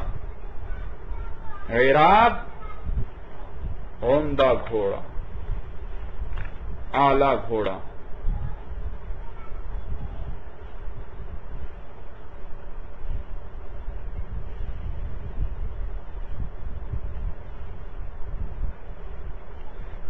ترجمہ یوں مولانا، میرے بیٹے ابو بکر کے گھوڑے کے اعلی گھوڑے وہ فائق ہو گئے، بلند ہو گئے، یا یوں کہو بلند ہو گئے، یعنی بازی لے گئے. کن پر مولانا؟ علی المسومۃ العرابی، نشان زدہ عمدہ گھوڑوں پر. نشان زدہ عمدہ، بھائی بڑے گھوڑے جو مشہور تھے، جن پہ لوگوں نے نشان لگائے ہوئے تھے، یعنی کہ یہ اعلیٰ گھوڑے ہیں. میرے بیٹے کے گھوڑے ان گھوڑوں پر بھی کیا ہو گئے؟ بازی لے گئے، ان پر بھی بازی لے گئے اور ان پر بھی بڑھ گئے. تو محل استشہاد ہے کانا. یہ کانا کیا ہے مولانا؟ زائدہ ہے. اگر اس کو نکال بھی دیں تو کوئی فرق نہیں پڑتا، اسی لیے علی المسومتی پر جر بھی اس کو دے رہا ہے. سمجھ میں ہے؟ ای علی المسومتی، خود بتلایا یہ کانا زائدہ ہے، اس کو نکال کر بتلا رہے ہیں. ای علی المسومتی. وَصَارَ لِلْإِنْتِقَالِ، اور سارا کس لیے آتا ہے؟ انتقال کے لیے. ایک حالت سے دوسرے حالت کی طرف منتقل ہو جانا، بدل جانا، یا ایک حقیقت سے دوسری حقیقت کی طرف بدل جانا. ایک حقیقت سے دوسری حقیقت کیسے؟ صارت الطین حجرا، مٹی کیا بن گئی؟ پتھر بن گئی. حقیقت بدل گئی یا نہیں بدل گئی؟ یا صار زید غنیا، زید کیا؟ یا صار الفقیر غنیا، فقیر کیا بن گیا؟ تو حالت بدل گئی یا نہیں بدل گئی؟ تو یہ حالت کے انتقال کے لیے آتا ہے یا حقیقت کے انتقال. وصار للانتقال، اور صار انتقال کے لیے آتا ہے نا. وہ صار زید غنیا، زید امیر بن گیا. غنی امیر کو کہتے ہیں مولانا دولت مند، جس کو آپ اردو میں کہتے ہیں دولت مند. سمجھ میں آیا؟ عربی میں امیر جو ہوتا ہے نا، امیر وہ سردار کو کہتے ہیں، اور دولت مند کو عربی میں کیا کہتے ہیں؟ غنی کہتے ہیں.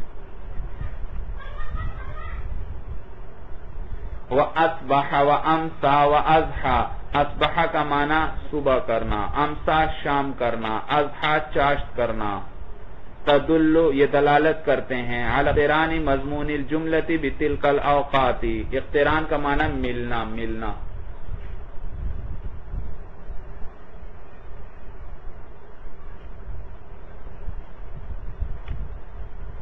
یہ دلالت کرتے ہیں مضمون جملہ کے ملنے پر، الاقتران مضمون الجملہ تھی، مضمون جملہ کے ملنے پر. کس چیز کے ساتھ؟ بتلک الاوقات، ان اوقات کے ساتھ.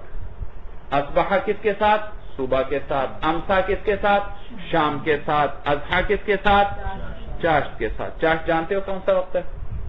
جی سورج اب تھوڑا بلند ہو جائے مولانا، صبح کے وقت تھوڑا سا. اچھا جی. نحو اصبح زید ذاکرا، زید ذاکر ہوا کس وقت؟ صبح کے وقت ذکر کرنے والا ہوا. بھئی مضمون جملہ کا لفظ آیا. مضمون جملہ جانتے ہو کس کو کہتے ہیں؟ مضمون جملہ اس کو کہتے ہیں مولانا کہ خبر کے مصدر کو مضاف کر دیں مبتدا کی طرف. مضمون جملہ کس کو کہتے ہیں؟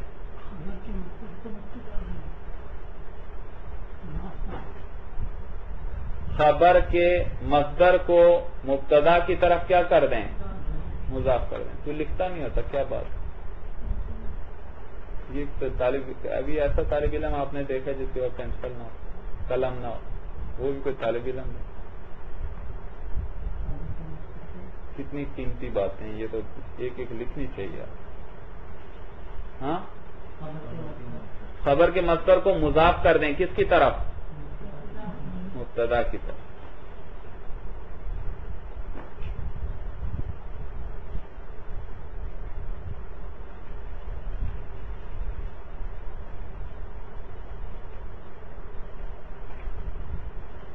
دیکھو زید قائم، یہ جملہ ہے. مضمون جملہ بناؤ بھائی. مضمون جملہ کیا بنے گا؟ خبر کیا ہے؟ قائم. قائم کا مصدر کیا ہے؟ قیام. قیام کی اضافت کر دو مبتدا کی طرف، قیام زید. تو قیام زید یہ مضمون جملہ ہے. مضمون جملہ کیا ہے؟ قیام زید. سمجھ میں آیا بھائی؟ تو یہ مضمون جملہ کو جوڑ دیتے ہیں کس چیز کے ساتھ؟ ان کے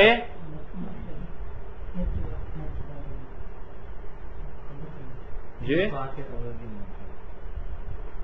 یہ مضمون جملہ کو جوڑ دیتے ہیں ان اوقات کے ساتھ. کیا کرتے ہیں؟ ان اوقات کے ساتھ جوڑ دیتے ہیں. تو اصبح زید ذاکرا، ذاکرا کا مصدر نکالو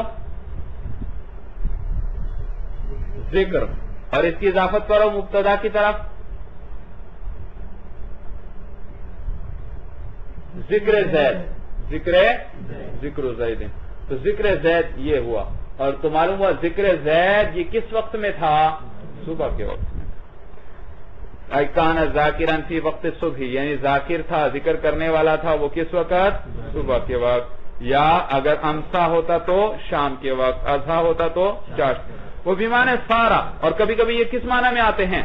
سارا کے معنی میں. اب صبح وغیرہ کا معنی اس میں نہیں آئے گا. اصبح زید غنیا کیا معنی؟ صبح کا ترجمہ اب نہیں ہوگا. اب یہ سارا کے معنی میں ہے. زید کیا ہو گیا؟ غنی ہو گیا. بس سمجھ میں.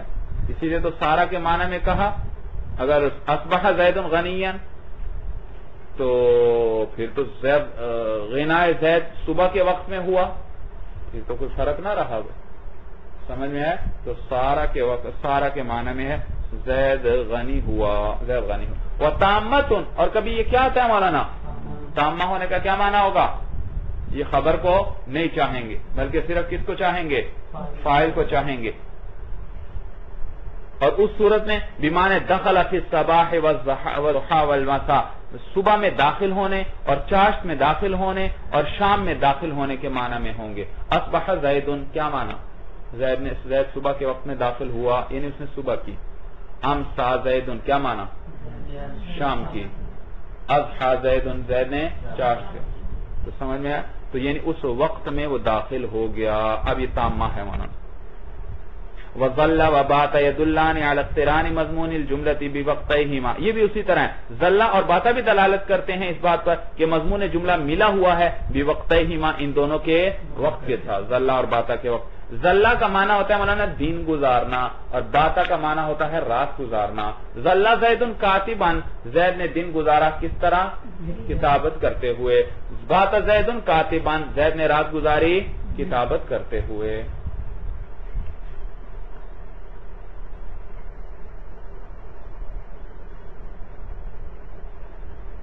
بات سمجھ میں آئی؟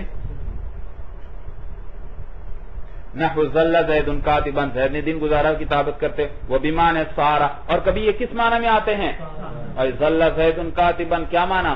ظل زید غنیا، زید کیا ہو گیا؟ مالدار ہو گیا، بس۔ پھر ظل اور باتا کا اپنا ترجمہ اس میں زمانہ وقت کا نہیں آئے گا۔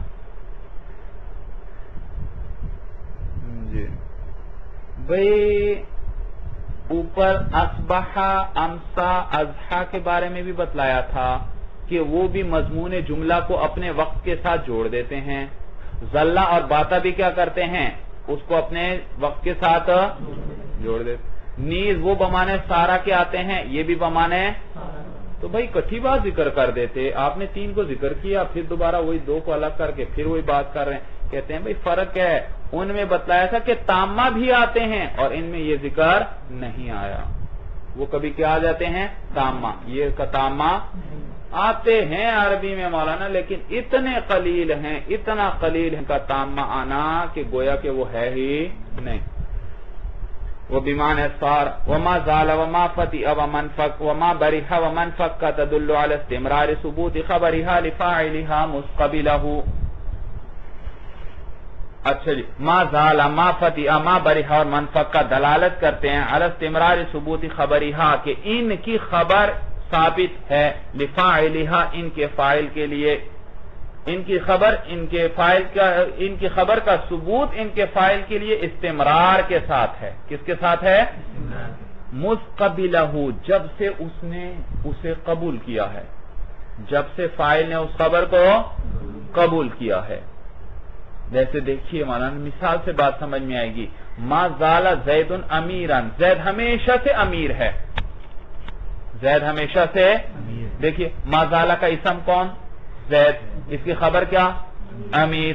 اچھا معلوم ہوا ما زالہ نے کیا فائدہ دیا کہ یہ عمارت جو ہے، یہ عمارت جو ہے زید کے لیے ثابت ہے، استمرار کے ساتھ ثابت ہے، جب سے اس نے اس کو قبول کیا ہے، جب سے زید نے صلاحیت پیدا ہوئی ہے امیر بننے کی، وہ اس وقت سے کیا ہے؟ امیر ہے، ہمیشہ سے امیر ہے۔ سمجھ میں آیا بھائی؟ ہمیشہ سے امیر پہ اعتراض ہوتا تھا نا کہ زید تو پہلے بچہ تھا، کیا اس وقت بھی وہ سردار تھا اور امیر تھا؟ بھائی جب سے اس میں صلاحیت پیدا ہوئی ہے اس کے بعد سے وہ کیا ہے؟ تو دیکھو ما زالہ نے فائدہ دیا، اس نے کس بات کا؟ یہ دلالت کر رہا ہے کہ علی استمرار ثبوت خبرها لفاعلها، کہ اس کی خبر کا ثبوت ہے، کس کے لیے؟ اس کے فاعل کے لیے۔ کس طریقے پر؟ کہ اس کی خبر کا ثبوت اس کے فاعل کے لیے استمرار کے طریقے پر ہے، مستقبلہ، جب سے اس نے اس کو قبول کیا۔ وَيَلْزَمُهَا حرف النفی، اور اس کے ساتھ کیا لازم ہے؟ یہ ما فتئ، یہ ما حرف نفی ہے، ما برح یہ حرف نفی ہے، من فک یہ کیا ہے؟ حرف۔ بھئی دراصل ان سب کا معنی ہے جدا ہونا۔ کیا ہونا؟ جدا ہونا، غیر دائم بھئی۔ اور جب ما اس پر داخل ہو گیا تو اب اس نے اس کی نفی کر دی، جدائی کی نفی کر دی. زائل کا کیا معنی ہے مولانا؟ زوال. یہ سب دلالت کرتے ہیں زوال پر، اور جب ان پر ما داخل ہو گیا تو اس نے کس چیز پر دلالت کی؟ عدم زوال پر. اور یہی ان کا معنی ہے، ہمیشہ ہمیشہ ہر ایک کا ترجمہ ہے. زید ہمیشہ سے امیر ہے. اگر ما کو ہٹا دیں تو پھر تو زائل ہونے کا معنی ہوا. تو ما کی وجہ سے ان کے اندر کون سا معنی آ گیا؟ ہمیشگی کا معنی آ گیا. وما دام يدل على توقيت امر بمدت ثبوت خبرها لفاعلها. اور ما دام دلالت کرتا ہے على توقیت کا معنی وقت بیان کرنا. امر معاملہ، کوئی بات کسی معاملے کے وقت بیان کرنے کے لیے آتا ہے. بمدت ثبوت خبرها لفاعلها، اتنی مدت تک جب تک اس کے فاعل کے لیے اس کی خبر ثابت ہو. اتنی مدت تک جب تک اس کے فاعل کے لیے اس کی، دیکھو مثال سے بات سمجھ میں آئے گی. اقوم ما دام الامیر جالسا، میں کھڑا رہوں گا ما دام الامیر جالسا، جب تک امیر بیٹھا ہے. دیکھو جب تک امیر بیٹھا ہے میں کھڑا رہوں گا. تو میرے لیے میرے قیام کی میرا قیام کا وقت کتنا ہے؟ جب تک امیر. تو جب تک امیر کے لیے جلوس ثابت ہے، جب تک مادامہ کے اسم کے لیے اس کی خبر ثابت ہے، اس وقت تک میرا قیام بھی. تو دیکھو اس نے دلالت کی توقیت امر پر، ایک چیز کا وقت بیان کیا. اور وہ کیا چیز تھی؟ کیا چیز تھی؟ میرا قیام تھا. اور آگے کیا آیا؟ بمدت ثبوت خبرها لفاعلها، جب تک اس کی خبر ثابت ہو اس کے فاعل کے لیے. دیکھو جملے پہ غور کرو پھر سمجھ میں آئے گا. اقوم ما دام الامیر جالسا، اقوم ایک فعل ہے اور یہ کیا ثابت کر رہا ہے؟ متکلم کے لیے، متکلم اپنے لیے قیام ثابت کر رہا ہے. اور یہ قیام کب تک ہوگا؟ کتنی مدت تک ہوگا؟ کہتے ہیں اتنی مدت تک جب تک کہ مادامہ ہے. مادامہ کا اسم کون؟ الامیر. مادامہ کی خبر کون؟ جالسن. جب تک امیر کے لیے جلوس ثابت ہے، جب تک مادامہ کے فاعل کے لیے مادامہ کی خبر ثابت ہے، اس وقت تک اقوم میرا قیام بھی ثابت ہے. اب سمجھ میں آیا ترجمہ؟ تو یہ مادامہ دلالت کرتا ہے علی توقیت امر، کسی معاملے کے وقت کو بیان کرنے پر. بمدت ثبوت خبرها لفاعلها، اتنی مدت تک، یہ یوں کہو، ہاں بس اتنی مدت، یوں کرو، اس کے فاعل کے لیے اس کی خبر کا ثبوت جتنی مدت تک ہو. آخر سے ترجمہ کرو. مادامہ دلالت کرتا ہے کسی معاملے کا وقت بیان کرنے پر اتنی مدت جب تک کہ اس کے فاعل کے لیے اس کی خبر ثابت ہو. نحو اقوم ما دام الامیر جالسا وليس يدل على نفي معنى الجملة حالا. اور لیسا کس پر دلالت کرتا ہے؟ جملے کے معنی کی نفی پر. زید قائم کا کیا معنی؟ زید کھڑا ہے. لیسا زید قائما کیا معنی؟ زید کھڑا. تو نفی پہ کس نے دلالت کی؟ لیسا حالا. لیکن کس زمانے میں؟ حال میں. کہ زید کے لیے قیام کس زمانے میں نہیں ثابت؟ حال میں نہیں ثابت. قیل مطلقا، اور بعض علماء کہتے ہیں مطلقا حال کی نفی کے لیے لیسا نہیں آتا بلکہ مطلق نفی کے لیے آتا ہے. ماضی کی بھی نفی ہو سکتی ہے، حال کی بھی، اور استقبال کی بھی نفی ہو سکتی ہے. وقد عرفت بقیت احکامها فی القسم الاول فلا نعیدها، اور تحقیق آپ جان چکے ہیں اس کا افعال ناقصہ کے احکام، باقی احکام قسم اول کے اندر. فلا نعیدها، تو ہم ان کا اعادہ نہیں کریں گے، ان کو دوبارہ نہیں دہرائیں گے. بھائی هذا هو المرام، والله اعلم بحقیقت الکلام.